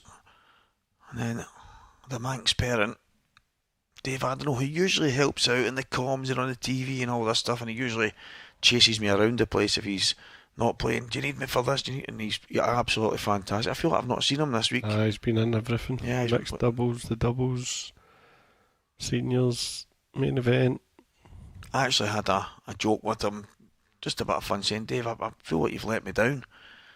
Kind of relying on you. And he went, listen, I'm really sorry. And he was actually apologising to me for doing well. I went, Dave, I'm kidding. I'm just kidding, mate. It's a joke. He's a cracking but guy. He's that kind of guy, and he's such a good guy, such a good player, Robert. He is. Did he beat Mark Boyle earlier in the seniors? I'm sure he did. He was still playing. I think he might be through to the semi-final. I think he is, you know. Yep, Ronan and Dave Adenall in the semi-final. And an all-Scottish affair, Robert Stephen versus Chris White. Yeah. Chris White beating Craig Marsh tonight in a decider. Yeah. Yeah, and if anyone doesn't know these two Scottish voices, it is on your screen right now. Robert Stephen and Stevie the Talker Walker. I look quite tall in that picture next to you, by the way.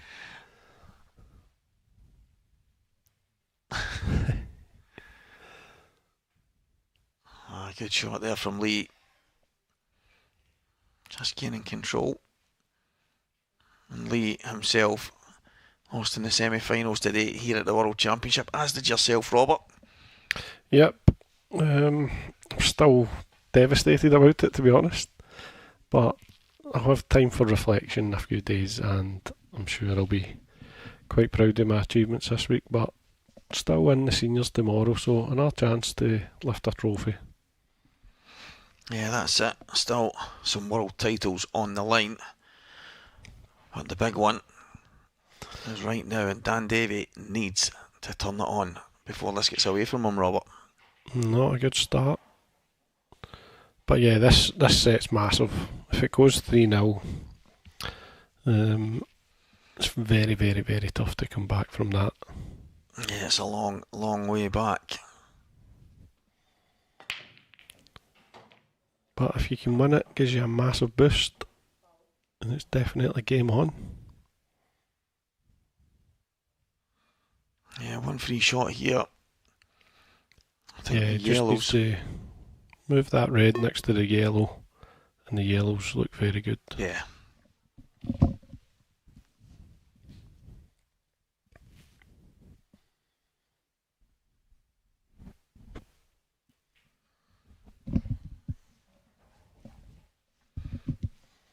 Very surprised to see Cory's best ever performance before this year is the last 32 in the Worlds. Yeah, I think the best part of a decade ago, I think he got to the quarters, but I think what Cory was saying, because he had mentioned on the stream, but I seen it on the clips on our video beforehand, and the statistics and stuff were up there. I seen that he'd been to the quarters, I think, in 2017. But when I interviewed Cory, I think he mentioned to me that his best performance was last 32. But I think he's maybe meaning in the last recently. Yeah.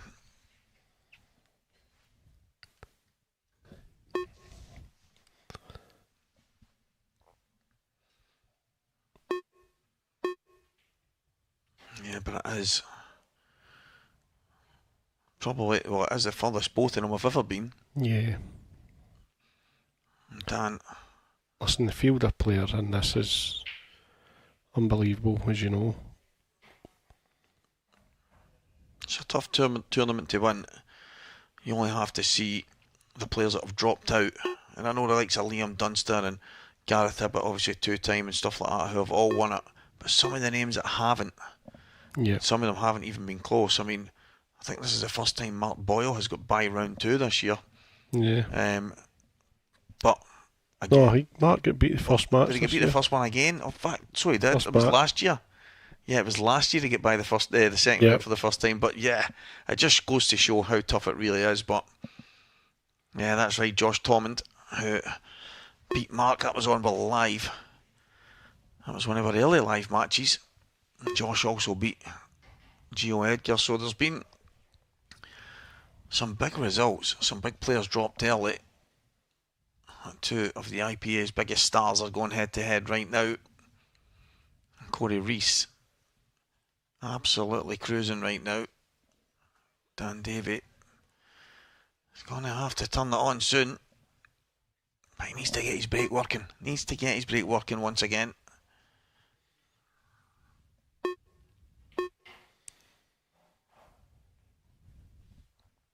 He'll be disappointed that he's gifted a few frames. Yeah, definitely.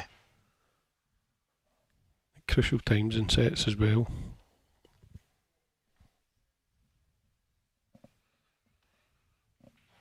Cory, for me, it's good value for his lead. If you limit your mistakes, I think we talk about the game and the unforced errors and the likes of your Liam Dunsters, who always comes into the conversation. Those that make the least mistakes, Robert, normally go the furthest. And obviously in this kind of format as well, each set being a short race to 4, you really have to limit them, and he got off to a great start. Listen, it cost me earlier massively. I felt I should have comfortably won the first 3 sets, and I lost 2 deciders when I've had big chances in both. And I feel that's what separates guys like myself for the top guys, because they're ruthless and they don't make their mistakes very often. Yeah, just needs to pull the cue ball back. Again, it's like he's doing the Liam Dunster time management, isn't it? Yep. Kind of getting to the beat. Perfect. Yeah, Cory Rees really is looking in the zone. Things can change quickly, but Dan Davy needs it to happen soon. He does. His corner's looking a bit despondent there. Needs to give them something to get right up for this final. It's a tough school when things are not going your way.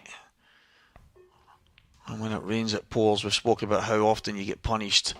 Maybe once, twice, 3 times for any kind of mistake. But at that time, this is a set that's on his break. He needs to make sure that it kind of goes to plan. Then he goes in, off in his first break. So Dan, he was sitting there wondering what he has to do. Is there in this situation, Robert, is there a battle plan? Are you sitting there thinking about making changes, or are you trying to just stay focused and hope that it changes on its own? It's a tough place to be. It's a lonely place to be because nobody can do it for you. It is. And it can change so quickly. You just need one frame, something to click, just get you going a wee bit. But he really needs it here sooner rather than later. If that red stays, well, he would prefer yellows here. I think he's got a yellow to the left middle. Yeah, yellows look really good here. Yeah, he's got a yellow to the left middle. Once the red went just below the left middle, and the one on the left cushion, it was always going to be yellows. Good chance. He's just looking at the shot, which will be 3 shots down the line. Left middle, top left, and then the yellow to the top right. Yeah, I like to see what he's looking at there. The bottom yellow. He's looking at leaving an angle to pot that and kick the black out, while he's guaranteed to be on the other yellow just below the black.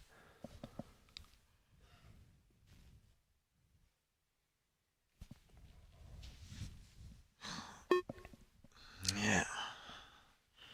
I mean, the black for me, it doesn't need moved. But if you get the opportunity and you can't kind of... It's one of the ones I really don't think this can go wrong. As long as you get right. just on the cushion before the black, you should be absolutely fine. You just don't want to hit the black first and knock it up dead towards that red at the middle bag. That looks a perfect angle, wee bit right hand side. And that was the worry. That was the only way it could have gone wrong there. I think it was still double. I think so, yeah. But again, a player of Cory's class, you'd fancy him potting that black down the cushion, no bother there. He really didn't need to risk the kick shot. Yeah, I think that's probably one of the questions you asked. Would the likes of Dunster or Gareth, or would they be bothering about moving it? Probably not. They'd maybe just be happy to drop on it. But I get it. He's trying to make it a lot easier. And he decided to use a kind of risk-reward strategy. It's ended up going against him. But he's going to have a double at least. He is good at doubles, Cory. Just needs to get the right angle.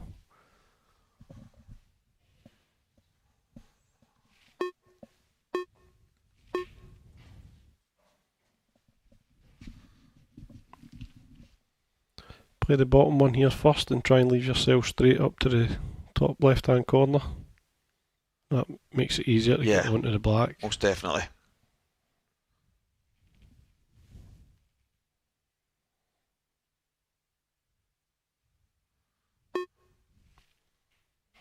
Yeah, down on the 10 seconds once again.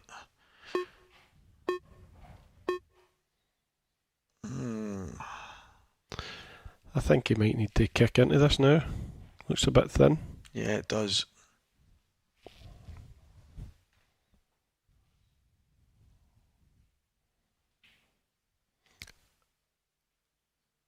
Yeah, big shot. No guarantees.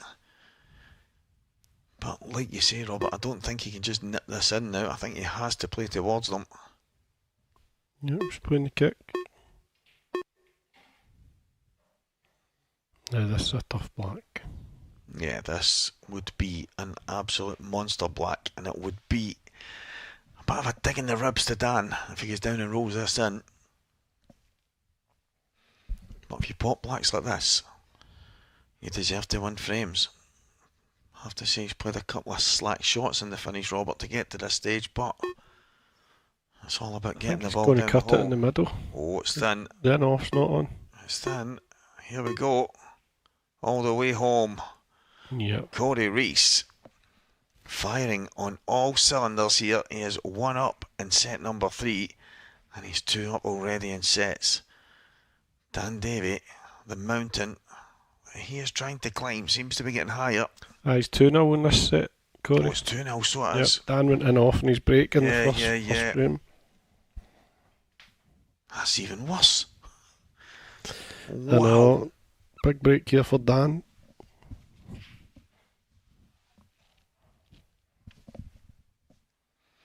Yeah, Dan needs to really get moving now. I think 2-0 down, you're always in it. 3-0, I know it's a race to 4 sets, but you have to feel there'll be a point where Cory will get 4 frames at some point and steal a set. So here we go. Dan needs to get the ball rolling, and he needs to do it now. Cue ball is away once again, and this World Championship is now really starting to get away from him. Yeah, it's a disaster again for Dan. Although it's quite a messy table. Cory will probably take his extension here, try and figure out the best way to go about this.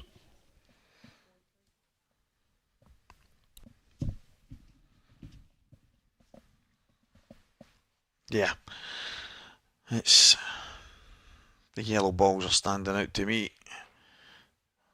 He's going to use his extension. Yes, I think he'll move the yellow close to the red at the top. I think he can plant the other yellow down, but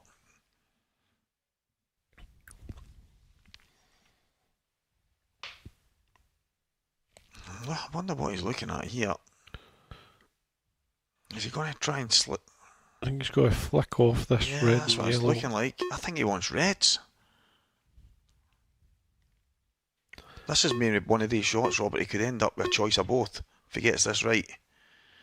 Yeah, it's yellows now. Yeah, it's 100% yellows now. So, kind of offset plant at the top. The second contact should kind of nudge the red, so it should be okay. You can see there on the overhead. Yeah, it's actually worked out well, that.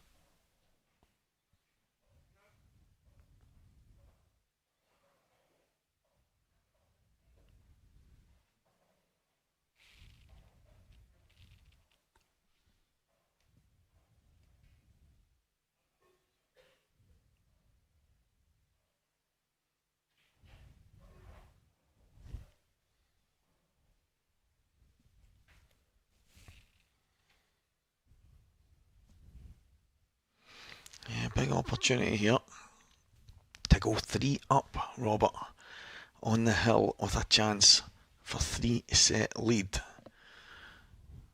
What? I don't know what's going through Dan's mind right now, but I know what's going through Cory's. And it's just keep doing this. Definitely. You're going to get your hands on the trophy.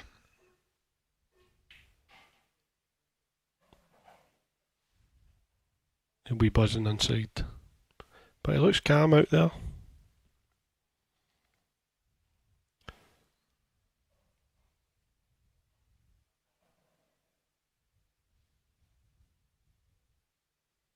Yeah, he does. Look cool, calm and collected.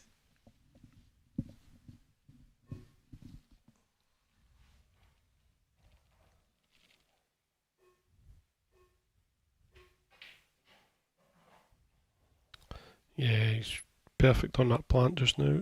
Yeah, looking good. Cory Rees really turning the screw here.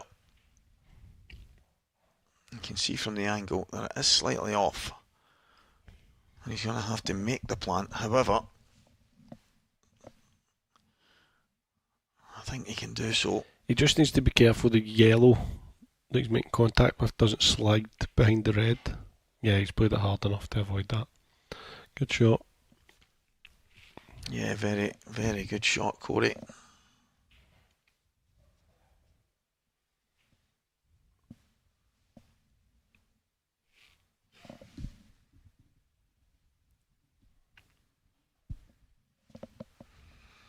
So, heading for 1 frame away.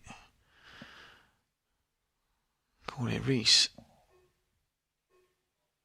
almost 1 step closer to a World Championship. He'd have probably liked a wee slightly better angle there because he's going to have the weight on the cushion, but it shouldn't be any problem. Yeah, he can pull it back just below the baulk line, should be fine. Yep. Yeah, that's what he's looking at. And then 1 cushion for the black.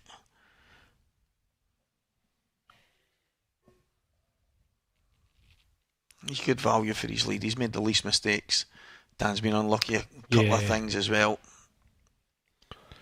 Oh, it looks as if he's come a bit too far there. Yeah, might need to slightly jack up here. Yeah. What an opportunity this is for Cory Rees. Doing everything right so far. Dan Davy spending most of his time watching Cory taking out the finishes, but he's had a couple of opportunities himself. Cory Rees, this black away from a 3-0 lead and 1 away from a 3-0 lead. Yeah, he's definitely got one hand in the trophy just now.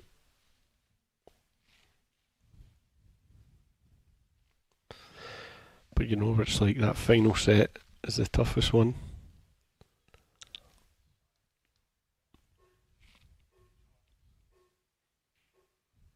Yeah, and there it is. 3-0 Cory Rees, 1 away from 3-0 sets.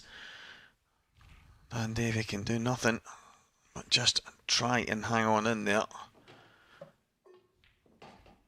Cory seems to be getting more confident, Robert, as this match goes on.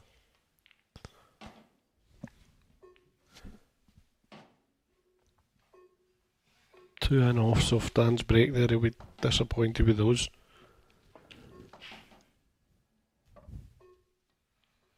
Yeah. Really, really poor breaks from Dan. We spoke about it earlier. It's one of the things that Dan was probably doing the best at the start of the week. His break was a weapon. He was absolutely nailing it, giving himself chance after chance. And then, to be fair, this afternoon it wasn't really going well for him. He managed to get over the line against Lee Shepherd. And it has started like a train, but it's evaded him probably ever since. Cory Rees to break. Hit them well. Now, Dan does get a chance to get out of his chair.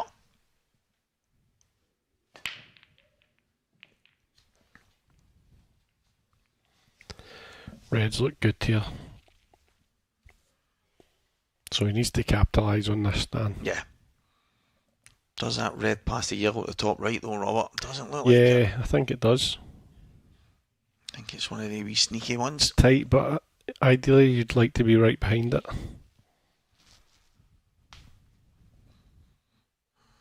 Yeah. Maybe just drift it in off the jaw of the pocket. Well, there is work to be done. Nothing is ever straightforward, especially when you're 2 sets down and 3-0 down in the third set.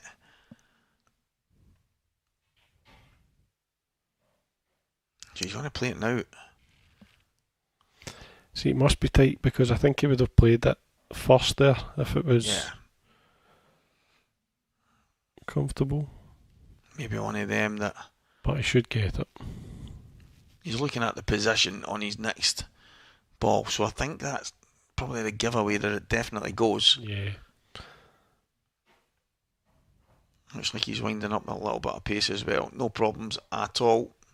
Yep, just flick this in, maybe a bit of right hand side, kiss the yellow out the way, and then it should be a formality. So it's all about this shot.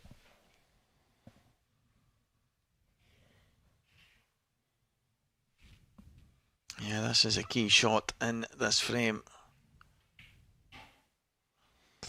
He's missed that. I think he can still cut it in though. Yeah, if he can, he's going to have to do it now. And the good thing is, he's got the red over the bottom right corner, so that does make a huge amount of difference. Yeah, just make sure of the pot here, and you should guaranteed be on the next ball. Yeah, just like that.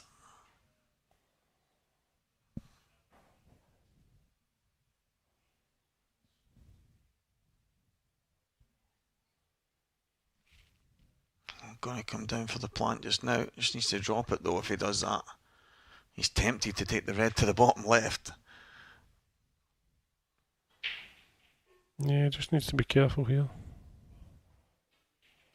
He's tried the 2-1. He's kind of stunned it a little bit, but he's okay.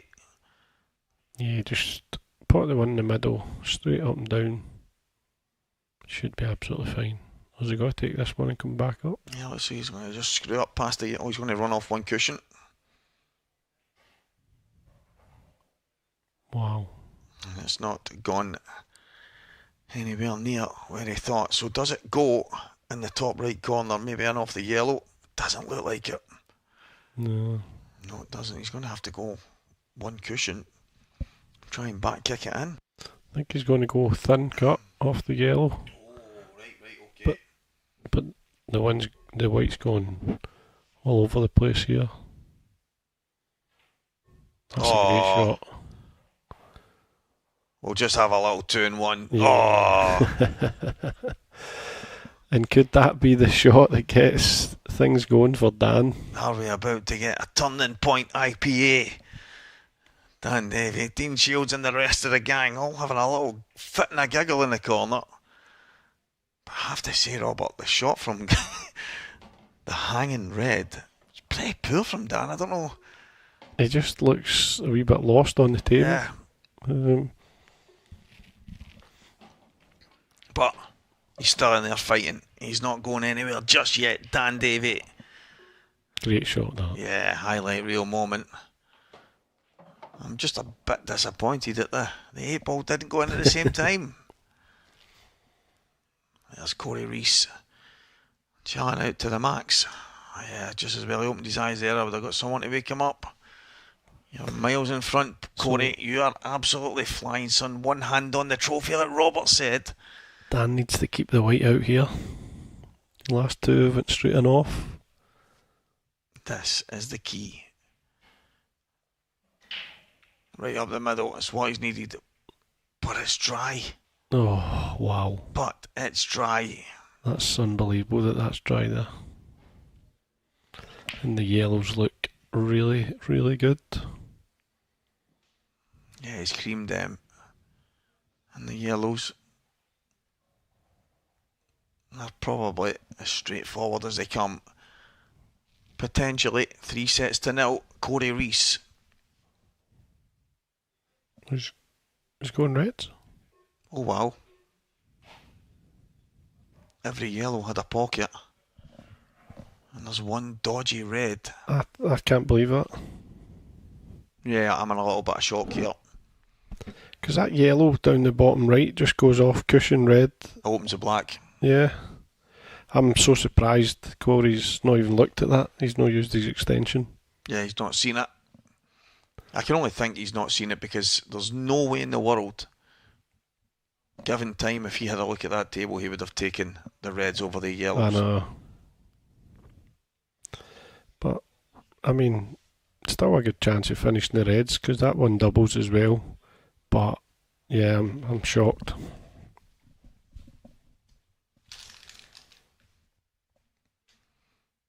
Yeah.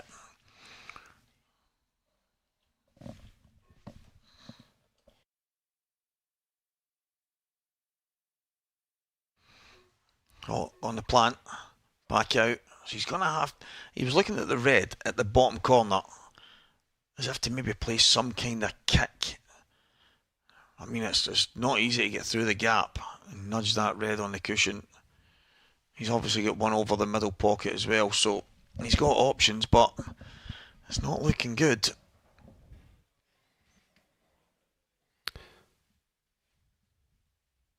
He might pull out a worldie here.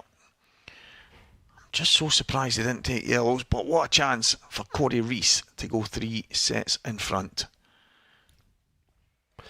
The one thing that shocked me the most is he used his extension a lot, Cory, on his first shot, just to suss out the table, check everything.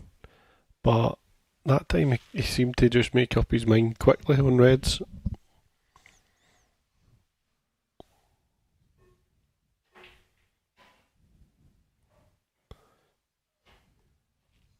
Right, okay. I think he's tried to play for the double there early.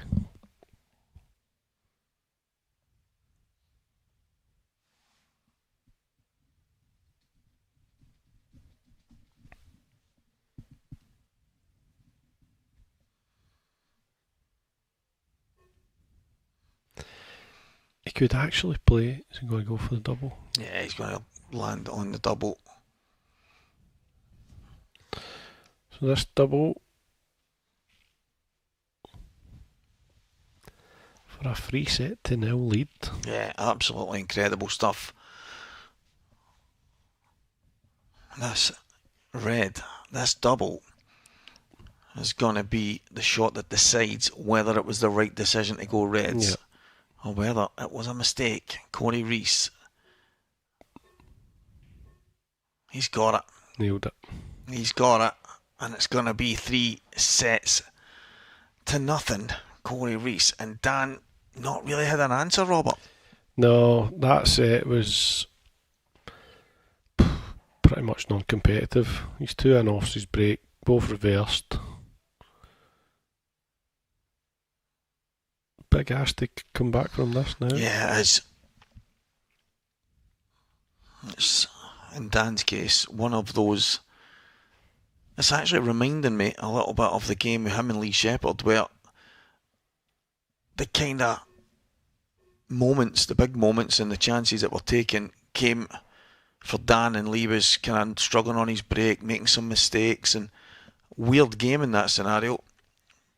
And in this case, Cory's just been by far the better player. Yeah. Steady, warming up. Yeah, not a lot Dan has been able to do, but he has had some half-decent opportunities.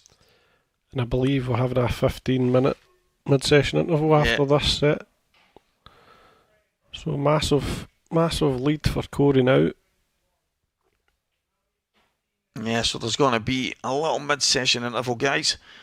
And after we do come back, Dan Fairway and Dean Shields will join you guys in the commentary box from myself and Robert Stephen.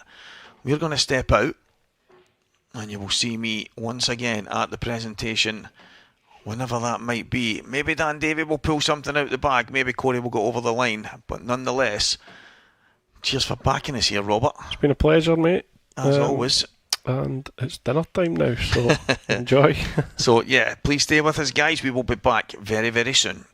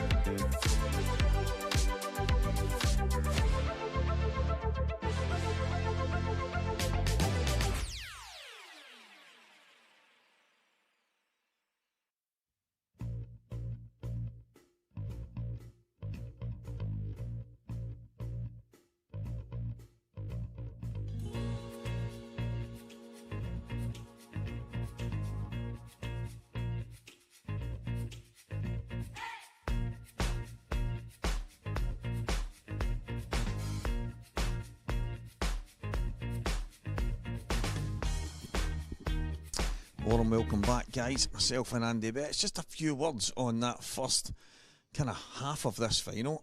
Bit of a strange one. Yeah, I've just been talking to Robert Stephen actually. I said it feels like a bit like his game against Cory before, where I sort of feel like Dan should have took the first 2 sets. He started like an absolute train, and then made a silly error to go 3-0 up. Then he got punished by Cory's fluke, and Cory Yeah. And then after breaking like God for the first 3 frames, for his first 3 frames, then broke dry in the decider, and Cory took his chance. Cory's been very steady. He's done what he needed to do. Just a few uncharacteristic mistakes from Dan, for me, to be honest, and now finds himself 3 sets behind. Yeah, it's funny. I spoke to Dan this morning before the semi-finals, and he mentioned how leading up to that point, his break's been working really well. And actually watching one of his matches yesterday, I think it was me and Mark Boyle were doing it, and his break was an absolute weapon. And all of a sudden today, it's been coming and going. I thought he had it back at the start of this match, but then it's just kind of drifted away again. He's went off a couple of times, and against someone like Cory's calibre, you get punished. Yeah, you can't be giving 2 shots away off the break, and when you're crunching them like that. I actually think he has been hitting them quite well, apart from the odd couple where he's gone in off and just been a bit unlucky that he's not found a ball. But the downside to that as well, on top of that, is he's leaving easy patterns for Cory to finish them off. The big thing here is we go on about set play at the World Championships that you'll never beat. 3 sets down in a race to 4. It's going to be a mountain to climb. If it was a long race, it would probably be over just now, but he just has to chip away 1 set at a time, and it's still there. I think obviously Dan needs to put as much pressure on Cory as he possibly can. Once you get to probably 2 sets, it might be in Cory's mind then that he needs to get the job done, and that might force Cory's hand a little bit, and you could see it go all the way. It looked like a game at the start which was going to a deciding set no matter what, but Dan just has to keep trying, and he will. But if Cory keeps playing the way he is, you can't see any other result other than Cory winning. Well, can Dan Davy do the unthinkable and come back here, or can Cory Rees get his second hand on the trophy? We're about to hand over to the commentary team of Dean Shields and Dan Fairway. Thank you, Stevie. Yeah, we are back for the second half of this IPA World Championship final. 181 players began the week in this event. We are now down to just 2. Cory Rees and Dan Davy, but it's Cory Rees who is massive favourite now. Dean Shields joins me for what should be, hopefully, a very exciting second half to this final. Yeah, hopefully we get more than just the 1 set. Fingers crossed. Unless you're supporting Cory Rees, I guess. Well, yeah. I'm sure he won't mind it. As a neutral, though, I think you're wanting this to go on as long as possible. Absolutely. Well, Cory with the break in this set, and he started as he means to go on. Brilliant split, that. Just eyeing up that yellow to the left centre. If he can get nicely on that, you'd have to say it's looking like 1-0 already, Dean. Yeah, I think Cory's broke quite well. I think he's maybe had 1 or 2 dry, but I think he's had good splits every time. He's generally had good chances when he has made a ball. You'll probably have the stats, how many times he's made a break dish. I think there's been a fair few. There have been a fair few. I don't have that information to hand because I haven't been keeping notes because I haven't been it. Ask me again how many he's made in the second half in an hour or 2. Okay, deal.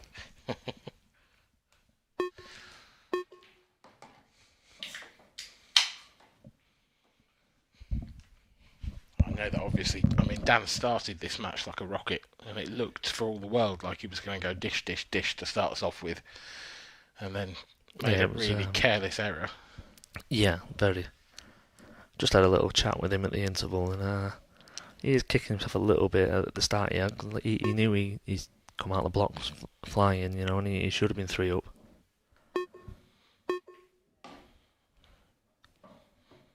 key shot of this frame coming up then, because Cory's got to get the cue ball back out here. He can't just roll this in. Yeah, it looks like it's left just enough angle to glance the red that is near, and then just slide across. I think he'd like to be on the yellow closest to that. This one he's potting now. Yeah. Long. But if not, he's got options. Oh. Well, I was going to say, he doesn't want to hit the red too thick. Yeah, that's what I say. I thought he was just going to flick the edge of that. And that is quite a big misjudgment, because there's not even sort of an easy one cushion pot on here for him. He can see the edge of that yellow, but that doesn't really help. What's he found here? Is there something special coming up? Oh, it doesn't go, does it? No, it's just taking the pocket, I think. I've piled the pressure on Dan. There's not really anywhere to hide. That's quite a clever shot, to be fair. Yeah, it is. It's a really clever shot. The more you look, the sort of harder this shot gets. Dan could take the red near the racking line there long, but he'd love to leave that one there, because he could use that to open up the pocket that Cory's just covered later on. But then that would involve taking on a very risky shot by going long. I think he's just looking. He's going to look for a safety here, isn't he? I can't see him going all out at a pot. He's trying to get the cue ball in behind that right-hand red in baulk then. This has got to be perfect weight. This looks a bit pacey. It is a bit pacey. And I think Cory can see the edge of the one over the pocket. You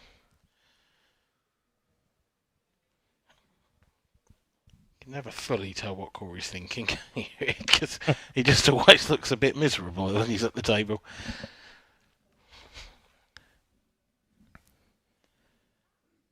I think he's on it, but is it maybe just a little swerve?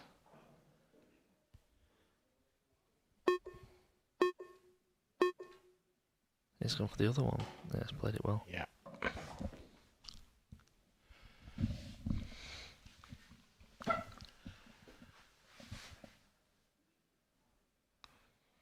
You've got to say, although it was an error, it was a magnificent safety shot. Yeah, it's from virtually winning the frame. There wasn't much that Dan could have done there. I mean, the shot he played was probably the only shot that was on, and it was very difficult to get the pace right.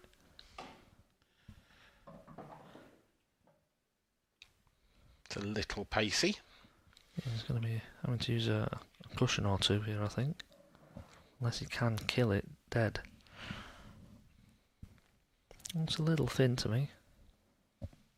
Yeah, the thing is, it goes into every pocket on the table, really. Yeah. So you just got to commit to whichever one you're playing on here. Yeah. I think if you can slide round the back of the black, it's a natural. We'll see. Yeah, even that's fine. Yeah. There was almost no way that could go wrong.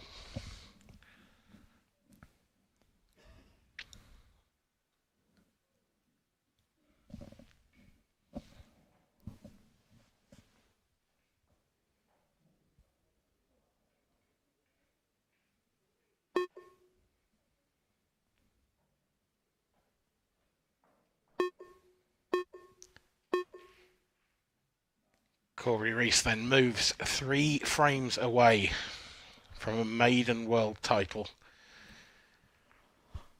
Dan Davy really does need to find a gear. In fairness, didn't have much of a chance, but not in that frame at least.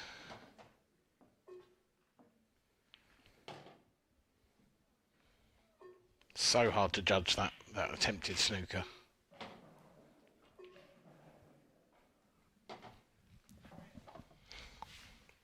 I think one element that's going to come into play shortly is Cory now having the extra pressure to get that winning frame, to get over the line, and yeah. Obviously you mentioned it'd be a maiden title. How is he going to be feeling? It's all well and good breaking off and clearing up, but when you've got that one to win the title, Does that bring an added pressure to you, and how's he going to cope with that? That's what Dan's got to be clinging to, that he's still in it until Cory pots the winning ball. Absolutely, and Dan is not the sort of character who gives up on things easily. It won't faze him. No, not at all.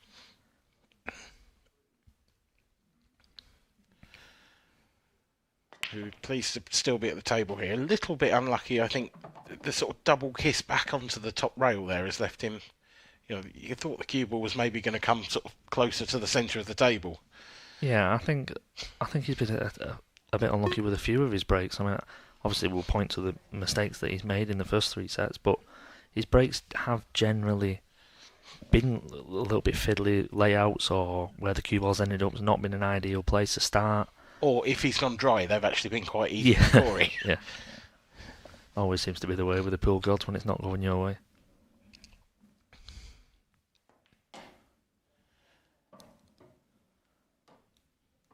So just the one big issue on reds. The red over on the left-hand side of the table, above the balk line. I think you can land on it. Yeah, I think that goes into the green pocket, as it were, for a snooker table. It's just getting there, isn't it? It's not an easy place to manoeuvre the cue ball to. I think the main issue is the one to the right side, sort of to the side of the triangle, if you like, above the black, because I'm not sure that will pass the black. So is he going to have to play a little nudge on that, or leave it long? I'm sort of expecting him to play the 2 on the side, the same side as the 8 ball, as a plant. Because he can come down. He can come down and play that plant now, and he's guaranteed to be on the red next to the black spot. It's just where you're pushing. If you're pushing the first one onto the rail. True. But as long as if you sort of stunned that in and stayed nice and straight on the one next to the black spot, you're always going to have a positional shot to get to it. He's got something in mind, because he's not hanging around here. No. Is he? He would be risky, but I mean, getting to the short side and playing it into the centre pocket maybe is. Yeah, I think that's what he's looking at here. If he does play that and overscrews, does it pass the other red into the corner as well? It's tight, that. Yeah, I'm just thinking, give yourself margin for error. Yeah. Well, I think that'll do. It's not great, actually, Not is too it? sure, no. I think he's forced himself into playing this long if it goes past that yellow. It's either that, or can he snick it back into the centre pocket and nip the cue ball back to hold? Potentially, and then you've got to play a bit of a shot on the last. Yeah. I think that's the way. Made up his mind. He is going centre. Digging into this. This is missable. That's a lovely shot. Very well. It's actually perfect. Played that very well. He's got the ideal angle as well. He can just run this in.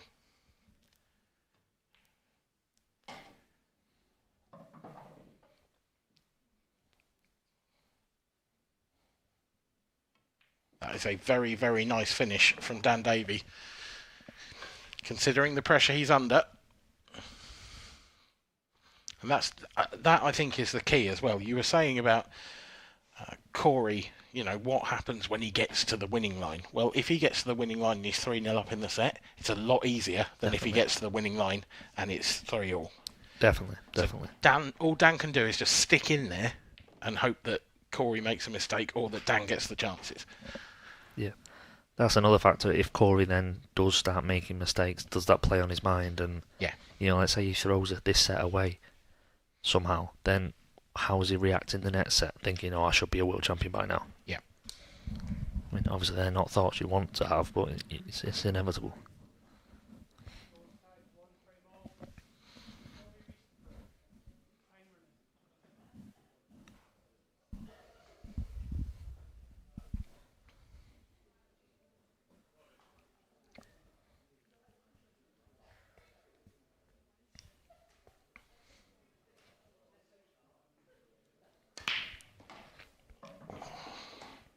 Huge break again from Cory Rees, but this time it's not absolutely as straightforward. No, there's a few half issues with either set. Yeah, I think the yellow closest to the cue ball now is making me really not want yellows. But then you've got the yellow that's sort of semi-covering the top left, which is also a problem for Reds. It is. However, I think that one's a lot easier to deal with. You could play the red that's nearest it and glance off that yellow over the pocket and open it up, and then you're pretty much plain sailing. You would imagine Reds is the colour then. Yeah. You've got the one on the right side near the centre bag. When it goes long, it does have options, but it's working out the patterns. Yeah, it's not absolutely straightforward, this clearance just yet. Was he trying to move that red? I'm not sure. Maybe on the way back off the cushions to give it a little nudge towards the centre bag. Yeah. Because now, what's he actually on here? The trouble is, the only one he's really on, aside from the one in the centre of the table, is the one that's near the yellow. And if you're playing that, on the right side, you're opening up the problem for the yellow. So there's a lot more pressure on you. Dragged it in. Grazed the near knuckle, but it's okay. So now you've got to get him. Yep. Because there's no problems for yellows no more.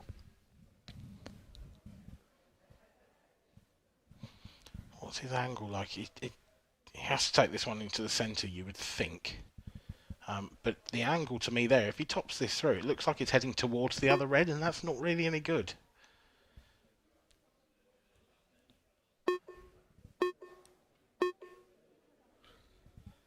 Does that red pass? Most pass if we're making problems that aren't there. Yeah. If that passes, then he's okay, because he'd have a nice angle on the other red to the centre. Looks like what he's. Yep. That's what he's playing. Coming round, it looks really tight on the overhead, that, but just slide in off the far jaw. He must thinks it does. The beauty is he's right behind it. So if it is tight, he should be getting it. Oh, it wasn't tight. It wasn't tight. Hammered it in. I'm actually stunned that he's hammered it in, to be honest. Yeah, he seemed to line up the angle for the dropping the other red in the middle next. Yeah. And then thought, nah, I'm just gonna play it like there's no problem. Because this can now go wrong. He's got to take that red on the left-hand side of the table. If he finishes too straight on this final red, he's in real trouble. Yeah, he almost wants to be back where he is now, I think. Yeah. But then there's a lot of pressure on the next shot. Difficult. Yeah. Well, here we go. Massive shot, this. Play this with the tracer running side, which will make it a little bit easier. You also want to make sure you get an angle on this last ball. Mm-hmm.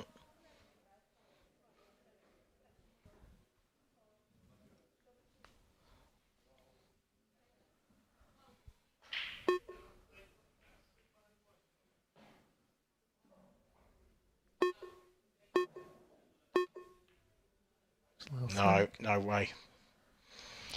That's not there. Strange.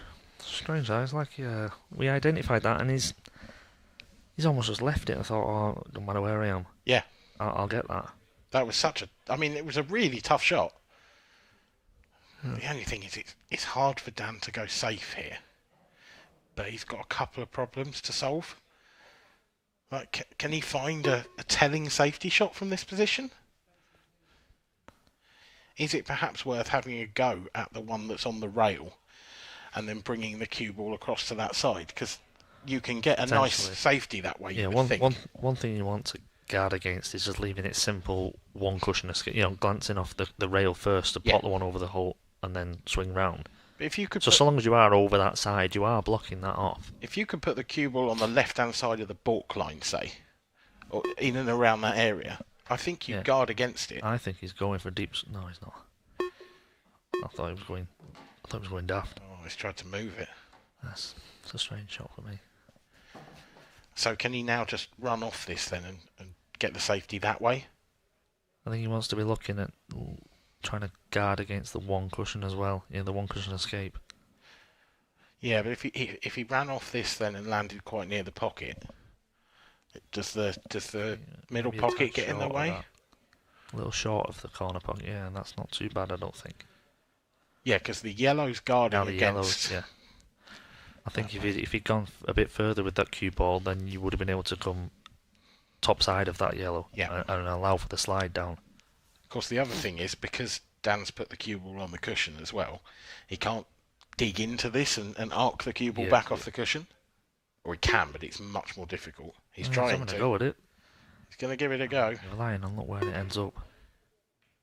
Oh, what an effort that is! It's a brilliant effort, you've got to say. But it is. Part of me is thinking Dan might have been happy if Cory had potted that. 'Cause yeah. Yeah. I mean, he should just be tucking up again here. Yeah.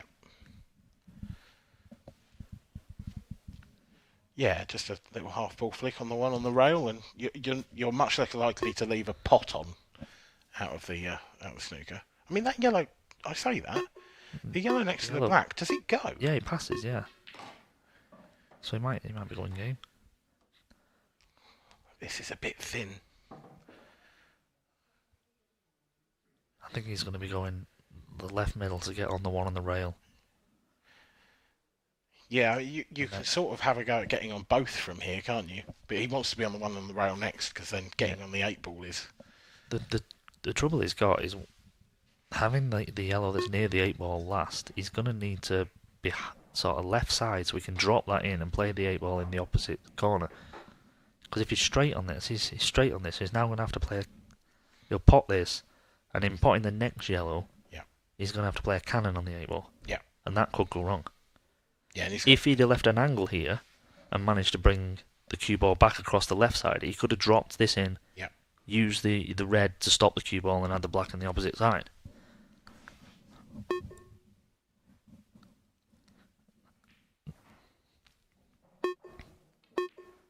That's also not a gimme, was what I was going to say. Yeah. When the pressure's on. No, it wasn't at all. It was the bridging as well, wasn't it? It was awkward, and he had to play it with bottom, which I always find makes those a little bit more difficult. They're just a little bit more likely to stick on the jaw. Yeah, obviously I don't know whether Dan's intention was to leave that yellow as straight as he was, or whether he's just got into the previous shot a bit too much. I think just a fraction too much side. I think it was better to go over than under. Big shot for Cory. This isn't guaranteed to come out either. Wow, I didn't expect that though. It's actually, again, he's had a bit of a result. It's not a bad shot to miss that. If Dan can not pot this yellow, I think he'll just be rolling up to it. Yeah. Maybe the jaw first. That would leave the sort of 1-2 cushion in behind the reds though. It would. Unless he can he come in behind it and then off the jaw and into it? Well, it's not a total snooker though, is it? So he can't just roll up to them, Cory. No, but I think if he flicks the edge of the one he's just put his tip next to there, the first red should hit the second red, and the cue ball could run round the back of them and get a snooker back here. What sort of pace are you playing this at though? Because you're just in the table, aren't you? This is going to have to be very slow. Yeah, full length of the table. That is putting a lot of faith.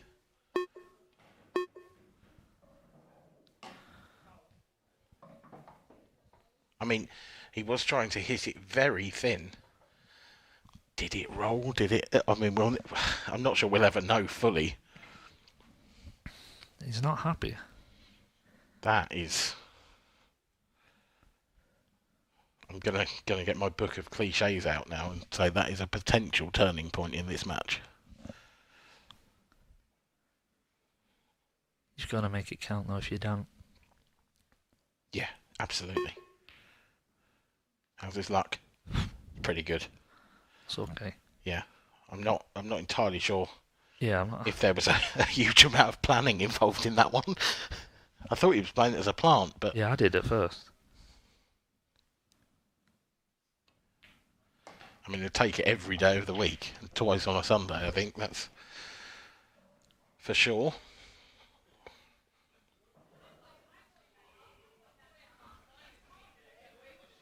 But again, this is one of those, when I was saying about will Cory start to doubt, because that was certainly a chance to win this. Yeah. Win this frame. He had first real chance. Yeah. Didn't take it. It's a frame to Dan.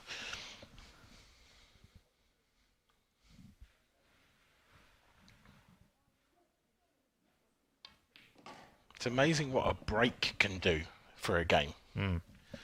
That A little 10-minute interval. Yeah, that interval can really shake things up. You actually see it quite a lot in normal play where someone takes a toilet break or but particularly I bet that break felt like 10 minutes to Dan, but I bet it felt like half an hour to Cory. Yeah, he just wants to carry on. Yeah.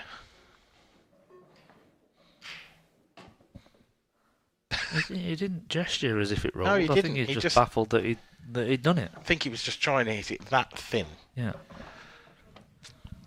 He looked more annoyed at himself than at the table.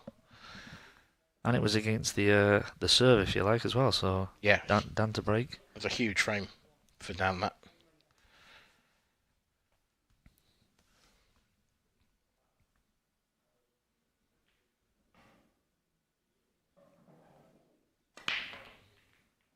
Struck him nicely, dry.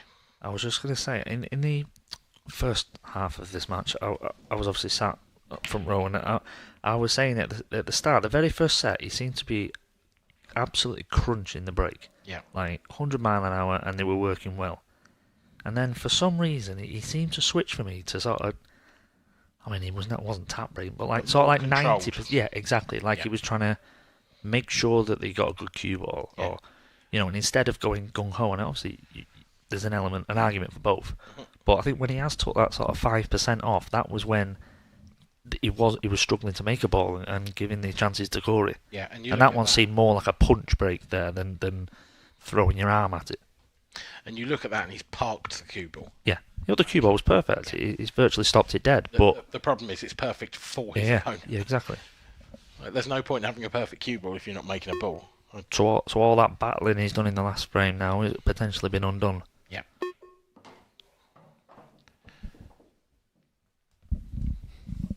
Cory would be delighted with the opportunity to rectify that last frame straight away. It is an unbelievable opportunity as well. Conversely, the one thing you would say is if he doesn't take this out, it will really play on his mind. Yeah.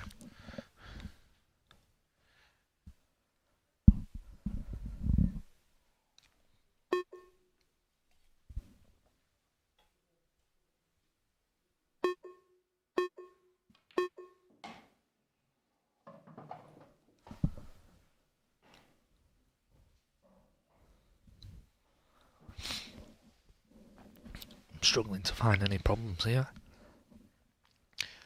That's mainly because there aren't any. The only thing is potentially the one that's on the rail, you're not going to be able to drop that in. You might have to play a bit of a stun screw. Yeah. But I mean, we're trying to find something that isn't there. I mean, they're a little bit thin on this one, but it should be fine. It should be fine. Yeah. Leave a nice angle on the next one. Yeah, just a little bit of bottom left to widen the angle, so you're not, you're not going to leave the next one too thin.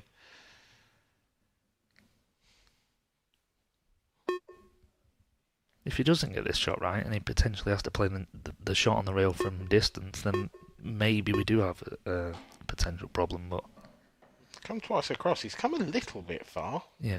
Can see why he's chose that, because now it is a natural for the pot to drift down towards this one on the rail. This is a more difficult pot, though. It's sort of that's held up just in time, hasn't it? Yeah. If the cushion was ever so slightly bouncier.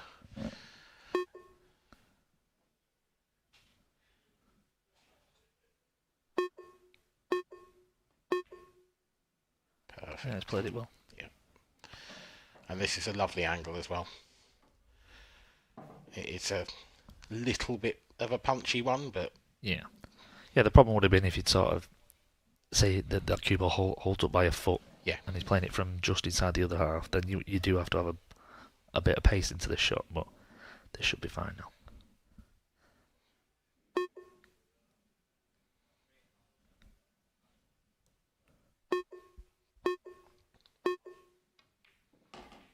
Just as we said that Dan Davy had broken serve at an important time, his own lets him down. Cory's been very, very solid in this match. He's been solid but unspectacular, which is sort of the opposite of Dan. Yeah.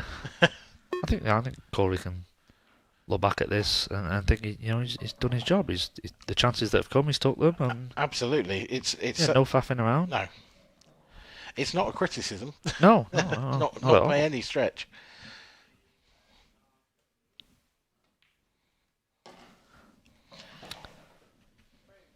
A reverse dish from Cory Rees brings the set level once again to a piece. 2 dry breaks in a row, 1 from each player. Cory will be looking to right that wrong.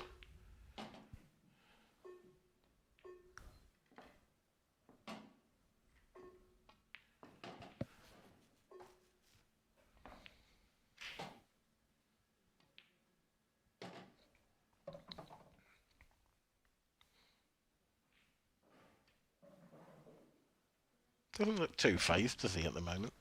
I don't think Dan ever does, to be honest. No, he doesn't actually. If he was any more laid back, he'd fall over.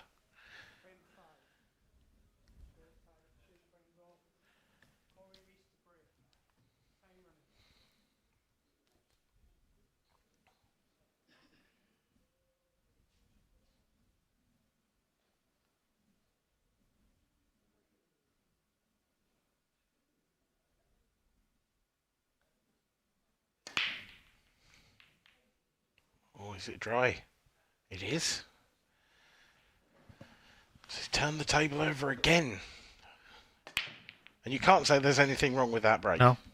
You cannot fault the way that he's hit them. It's a funny old game, Pool. Sometimes you don't have to do anything wrong. It's a funny old table, this, as well. I mean, awkward red, awkward yellow. That right-hand side of the table is making life difficult for either colour set, but I think probably marginally more difficult for reds. I said that you do have the yellow on the left side that would make you swing the other way. Yeah, that's it. It's I think there's certainly not an obvious choice on here, except the first shot. Can't see a red really. He's playing this off the red into the centre pocket. Big shot. He's gone to get the bad ball out as well. He's been slightly unfortunate there. Having said that, does he have an angle on this one on the right side? If he was to pot that, it's a big shot to be fair to try and pot that and screw out. Yeah. I just think he's got one problem ball there that is eyeing up. Yeah. I think you're right. I think he's on the problem ball. He doesn't actually have to move the yellow as such, but if you can get that red out the way, the yellow will pass. Yeah. But it's a big shot to play this at pace. He's played it well. Played it really well. This cue ball needs to hold How's up. your look? Oh, I mean, he's got the snick into the centre, but he's losing the cue ball. Can he sort of use that red to the left of the blue spot as a blocker? Or is it too thin for that? Hard to tell. You called it. I get them right every now and then. Broken clock's right twice a day, Dan. Another big shot coming up, though. So he seems to be eyeing up the one on the rail, because... Yeah, I think... Oh, is he going to try and move it? Is he going to try and move that yellow? That's a huge risk. Yeah, I think that's too risky if he's doing that. Yeah, he's just left a nice angle. All his eggs in one basket here. Yeah. If this drops, he should be back across the other side. He'd love to be straight on the other ball. Yeah, I mean, he's lining it up as if... What happens if he's on the cushion? Can he get through the gap between the two reds? With the angle he's got, I think he probably could actually. Got the pot. Yeah, first bit done, and I think he's straight enough. I think that is arrow straight. I'm not sure. He might be catching the red.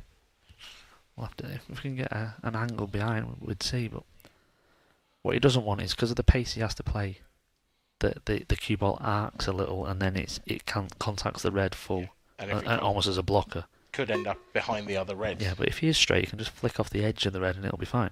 Still, it's a tough enough pot. played it very It's well. absolutely brilliant. He's actually a bit unlucky because I think he's finished a little bit too straight on this one.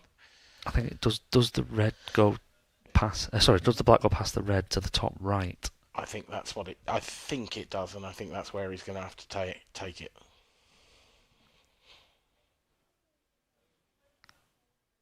You want to be right behind this. Oh, No, it it mustn't doesn't. have done. It It mustn't have done. doesn't, and he's nowhere. I think that was a bit of a Hail Mary, wasn't it?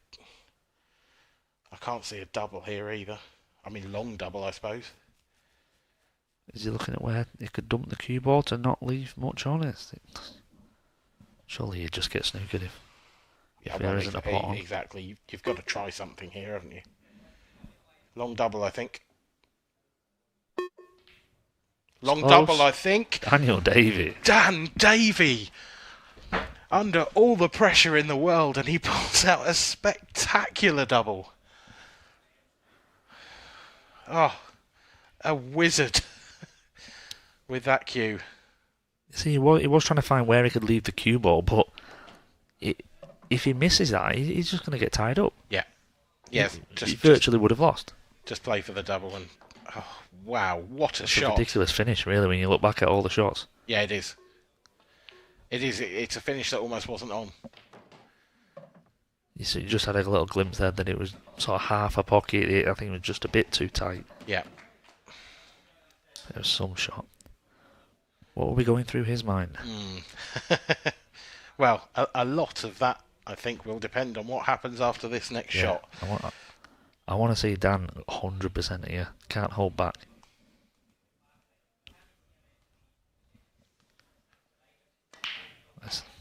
He's got a ball. Yes. You were right. He didn't. It was a bit punchy. Yeah, well, yeah. Oh, he's got the black. He's got the wrong ball. He's got the black. Oh, he's got straight in as well. Dear. You rarely see that. No. He's actually timed that break much better. Yeah, he has. He hit that really sweet. Although it wasn't full pace.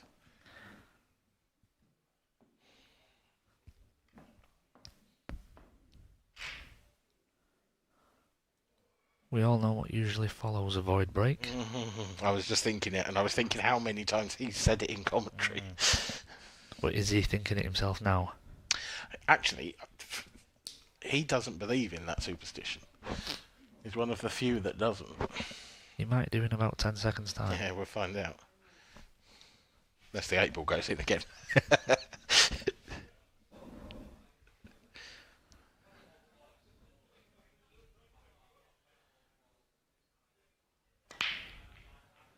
Oh, you're joking. Oh, he's got one. It would have been so cruel. It would have been so cruel if had he not Again, got the one. cue ball getting kicked into a bit of an awkward position, though. It's actually a very awkward position because it's covered the red. Oh, what does he do here? He hasn't got a yellow on. No, I think you would love to be yellows, but Yeah. he ain't got one. He can't. He physically can't be yellows. I think the only red is the one in the middle of the balk line, maybe into the centre pocket off the other red. Can he not? The one nearest the balk cushion, can he not get through to that? I don't think so.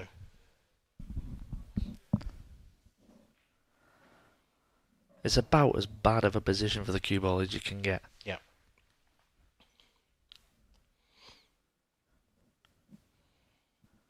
I mean, is it almost worth just playing the yellow, dumping that He's onto got the 5 side? seconds left with no extension. I think he's just going to try and put the cue ball in behind the red on the top rail. Okay.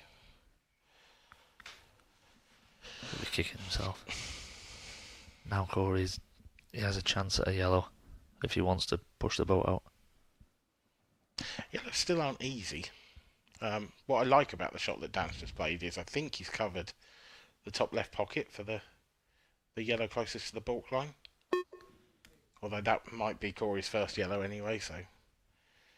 But if he takes this out, It's a big bag to the middle. Yeah, they don't link out. They don't link up particularly well, these yellows.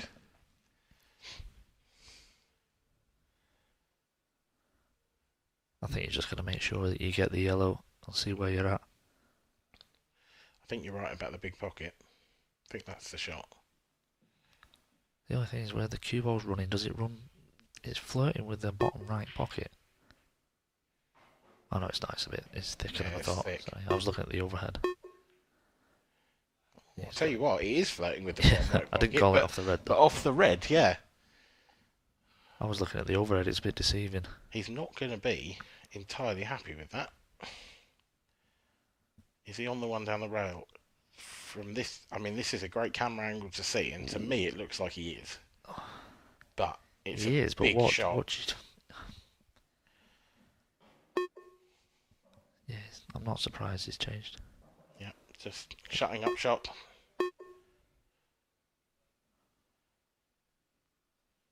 Got the snooker. I think he's got the snooker.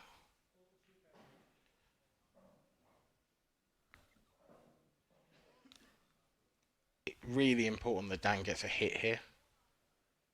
I think if I'm down, I'm coming off the top cushion to try and... The red that's over the left centre. Yeah.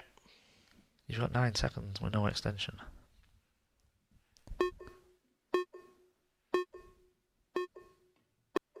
Got it. That's a great shot. It is a great shot. So now, there's only one bad red. Yeah, he's not on the double now. He needs... That is... I think you can double that red, but you've got to be high on it. Obviously, it would depend if it's frozen to the rail. Yeah. Well, looking at this camera angle, I'm fairly sure you can see it isn't. Oh no, Where's that's that going? in off. Safe. Oh, just about safe. Such massive moments for Dan here. If he can find a way to take these out, He might have a chance here. If he can roll the open red there that he's looking at. Yeah. If he could drop that in dead weight to leave an angle on either of the other two to the left centre, where the cue ball then is developing his bad ball. Yeah. Oh no. Is this What's a cross this? double? Oh Christ. How can you call what he's doing when he changes his mind after 3 seconds left? Oh, Dan, he's really struggling with the shot clock, isn't he? I've never But known that. this is what I say about the break shot. Yeah. He was in a world of pain, forced to use his extension just to try and think of something. Still got down to 2 seconds left and just played a little dump shot. Yeah. Because there was nothing, and you're almost handing the initiative to your opponent straight away after one shot. Yeah. Just got to make his mind up that fraction earlier. Yeah. I was surprised that he went down and lashed at it instead of trying to just drop that in. That isn't the best. Not in the slightest, no. I mean, Dan's got... He's got a pot to the left centre.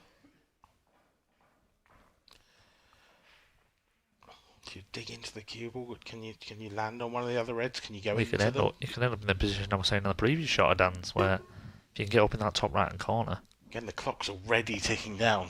It's... Too thin. It was a tough shot, that. It was a tough shot.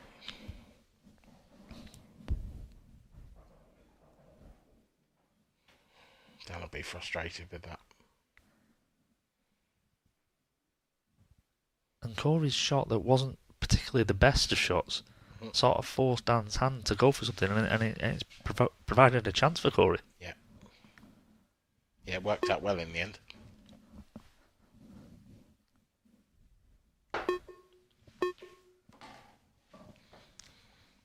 If Cory does take these out, we'll have had 3 of the 4 sets go to deciders.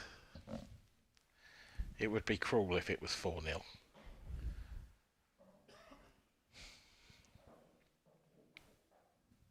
Still got a little bit of work with the yellow on the left rail. You know, if you're right behind that, this should be fine, but... Yeah.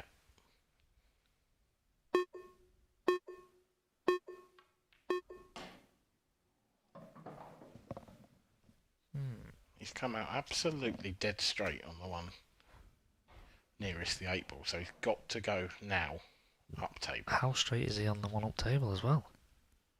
I think he's got quite a nice angle, actually. I think he's just running off to the left slightly. I think you might want to punch it because you want to get a bit closer to the one on the rail if that's your next ball after this. Yeah. Yeah, he's punched it. Played it well. Yeah.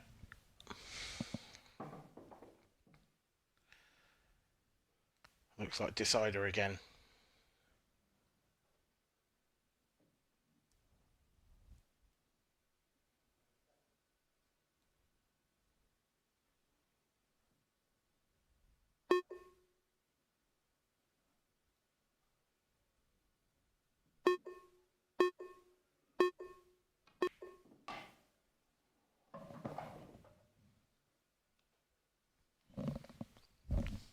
It's not. You would have liked a bit more on that. That's not my favourite angle ever. Yeah. Because he can't just roll this in. He's coming up. It just He's feels to me like this is the sort of shot where the cue ball can almost stick to the bottom rail and not bounce properly. I mean, he should be fine. It's a bit of a punch shot, but it's a shot that he shouldn't really have to take from where he was. Yeah, he's played it well. Played it lovely. Played it Played it absolutely very well. beautifully. But that shot was much more difficult than it should have been. Yep.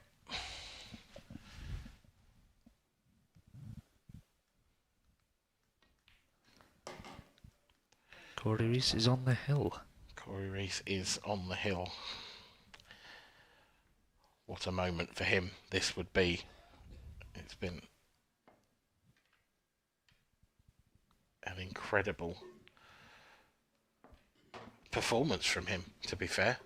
He hasn't looked phased, No. which is, not necessarily something that you'd say about Cory. Cory quite often wears his heart on his sleeve, but Yeah, in he's this very game, animated normally, yeah. But he's been a professional job, really. yeah, he's just looked cool, calm and collected. It's been magnificent to watch.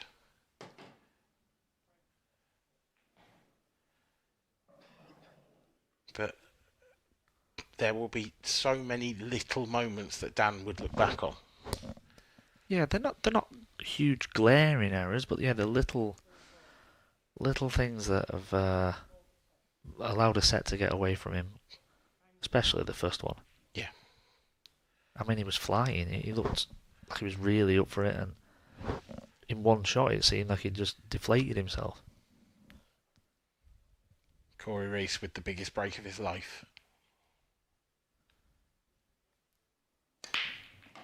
That is a crunch. It's monstrous. How's it going to end up? Wow. Red and yellow together. Last ball rolling. It actually makes it really difficult. Really difficult. I think you've got to play an offset plant here. As difficult as it is, you get that, you're world champion, Cory. I think you're right. You've got to do it. Yeah. If you get it wrong, you're going to another set. That's yeah. the thing. But And that's the beauty of being 3 sets up. yeah. You get this wrong, you're probably 3-1, but you're still massive favourite.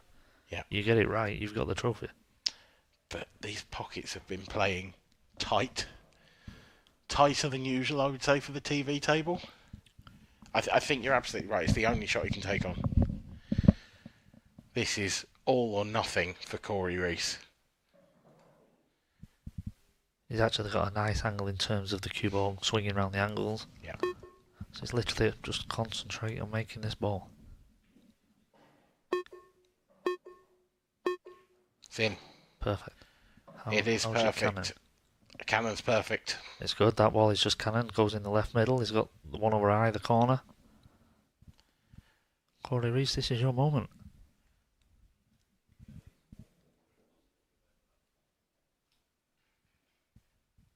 Five balls away.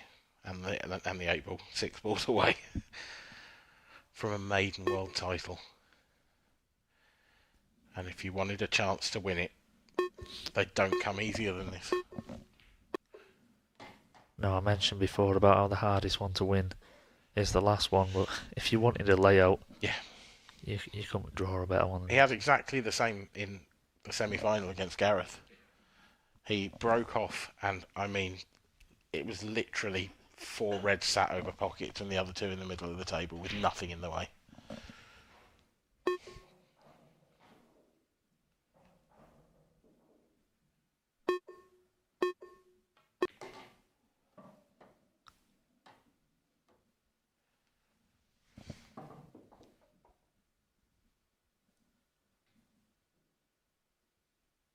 The only obstacle now is in the mind. Yeah. Keeping your emotions intact.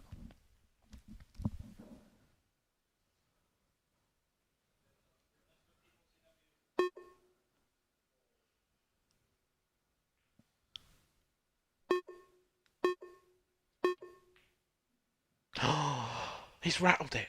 My word. I cannot quite believe what I've just seen.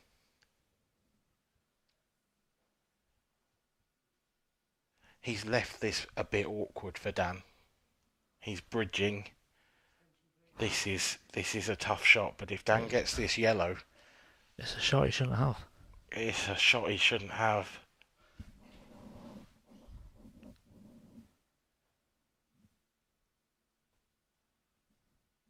This is massive. It's horrible cueing.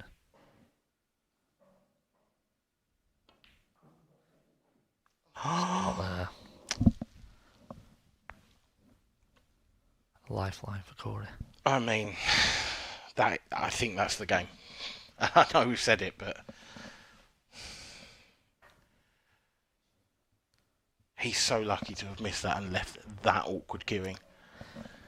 I still would have fancied Dan to pot that. I know it was awkward, but yeah, there was a bit of work to do as well after that. But there was, no doubt about it. Could go wrong is this first ball either skillying in or going safe.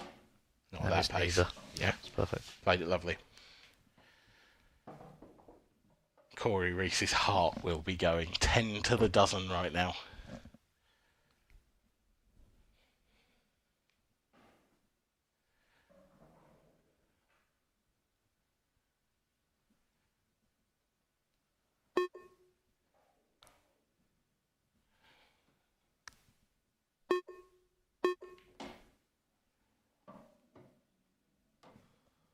This is the moment. That's the perfect angle.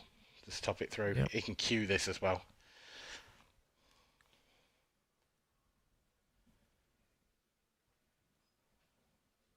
Just taking a few extra seconds just to compose himself here. He virtually knows he's won now. Yeah.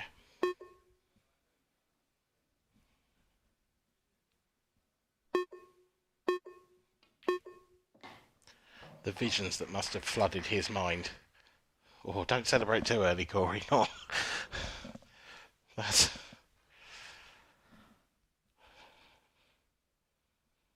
Not after you've already had a bounce out in the match. It would be a bad time for another one, yeah. This 8-ball to become world champion for Cory Rees.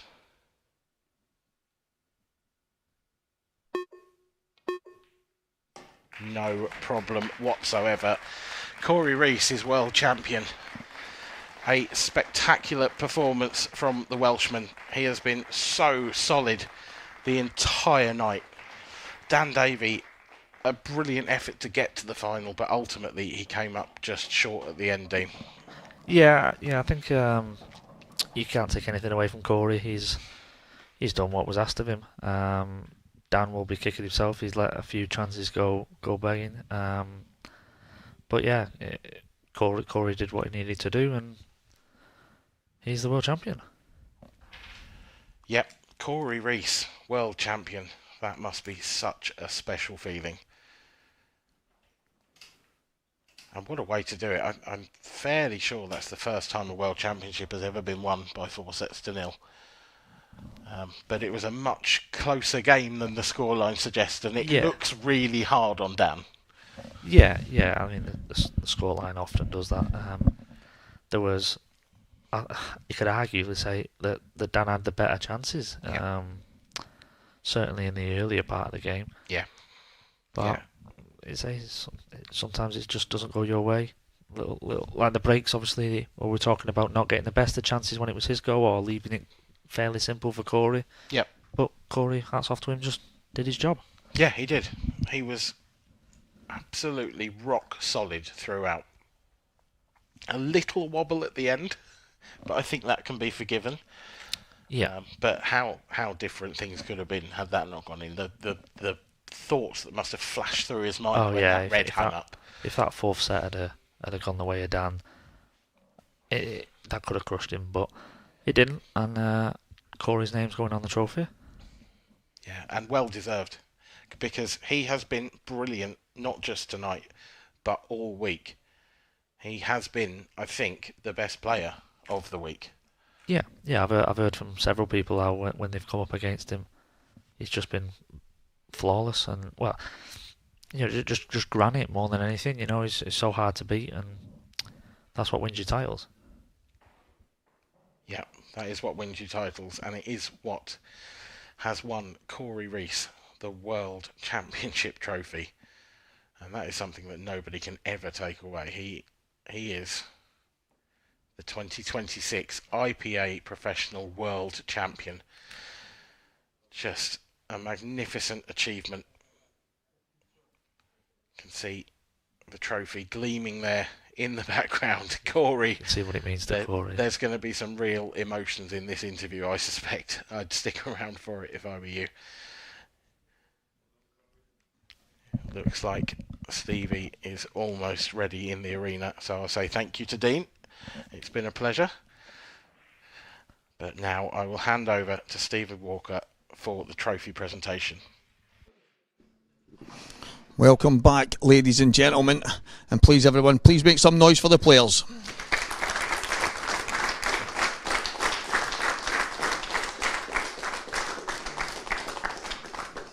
And after a full week's play, we do now have a runner-up, and it's Dan Davy.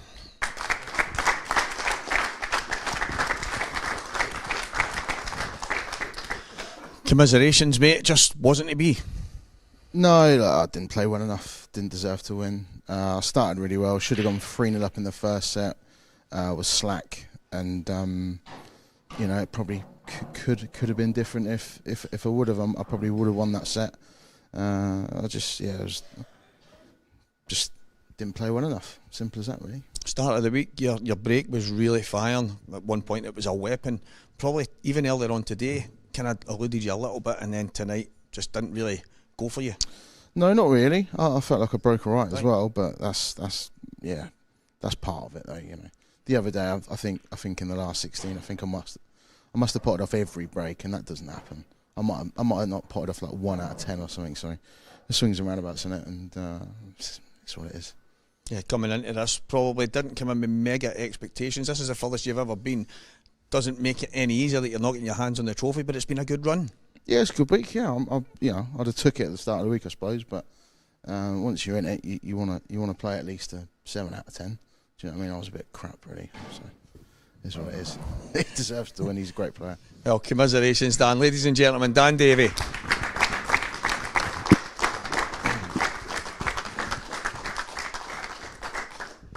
And we said we were getting our hands on a new winner, and that is Cory Rees.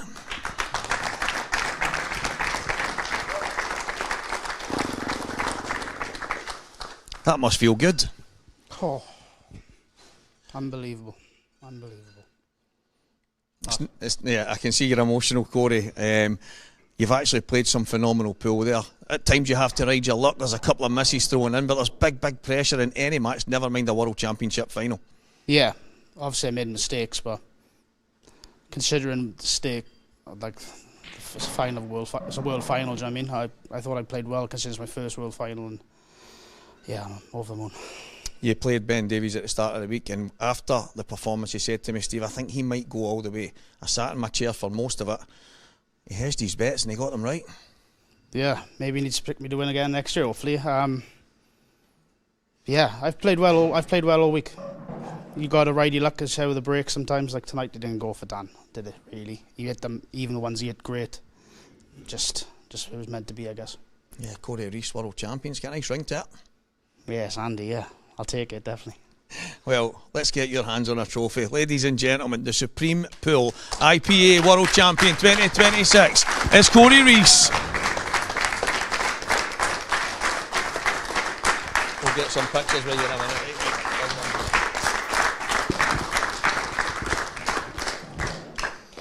Andy Betts, what about that? Well, it was it weren't quite how we expected it to go, but that's pool, isn't it? Sometimes, like Dan said, he could have pinched the first set, and we could be still watching the world final. But today was Cory Rees's day, and fair play, he's earned it. He's grafted all the way through the tournament and played really well.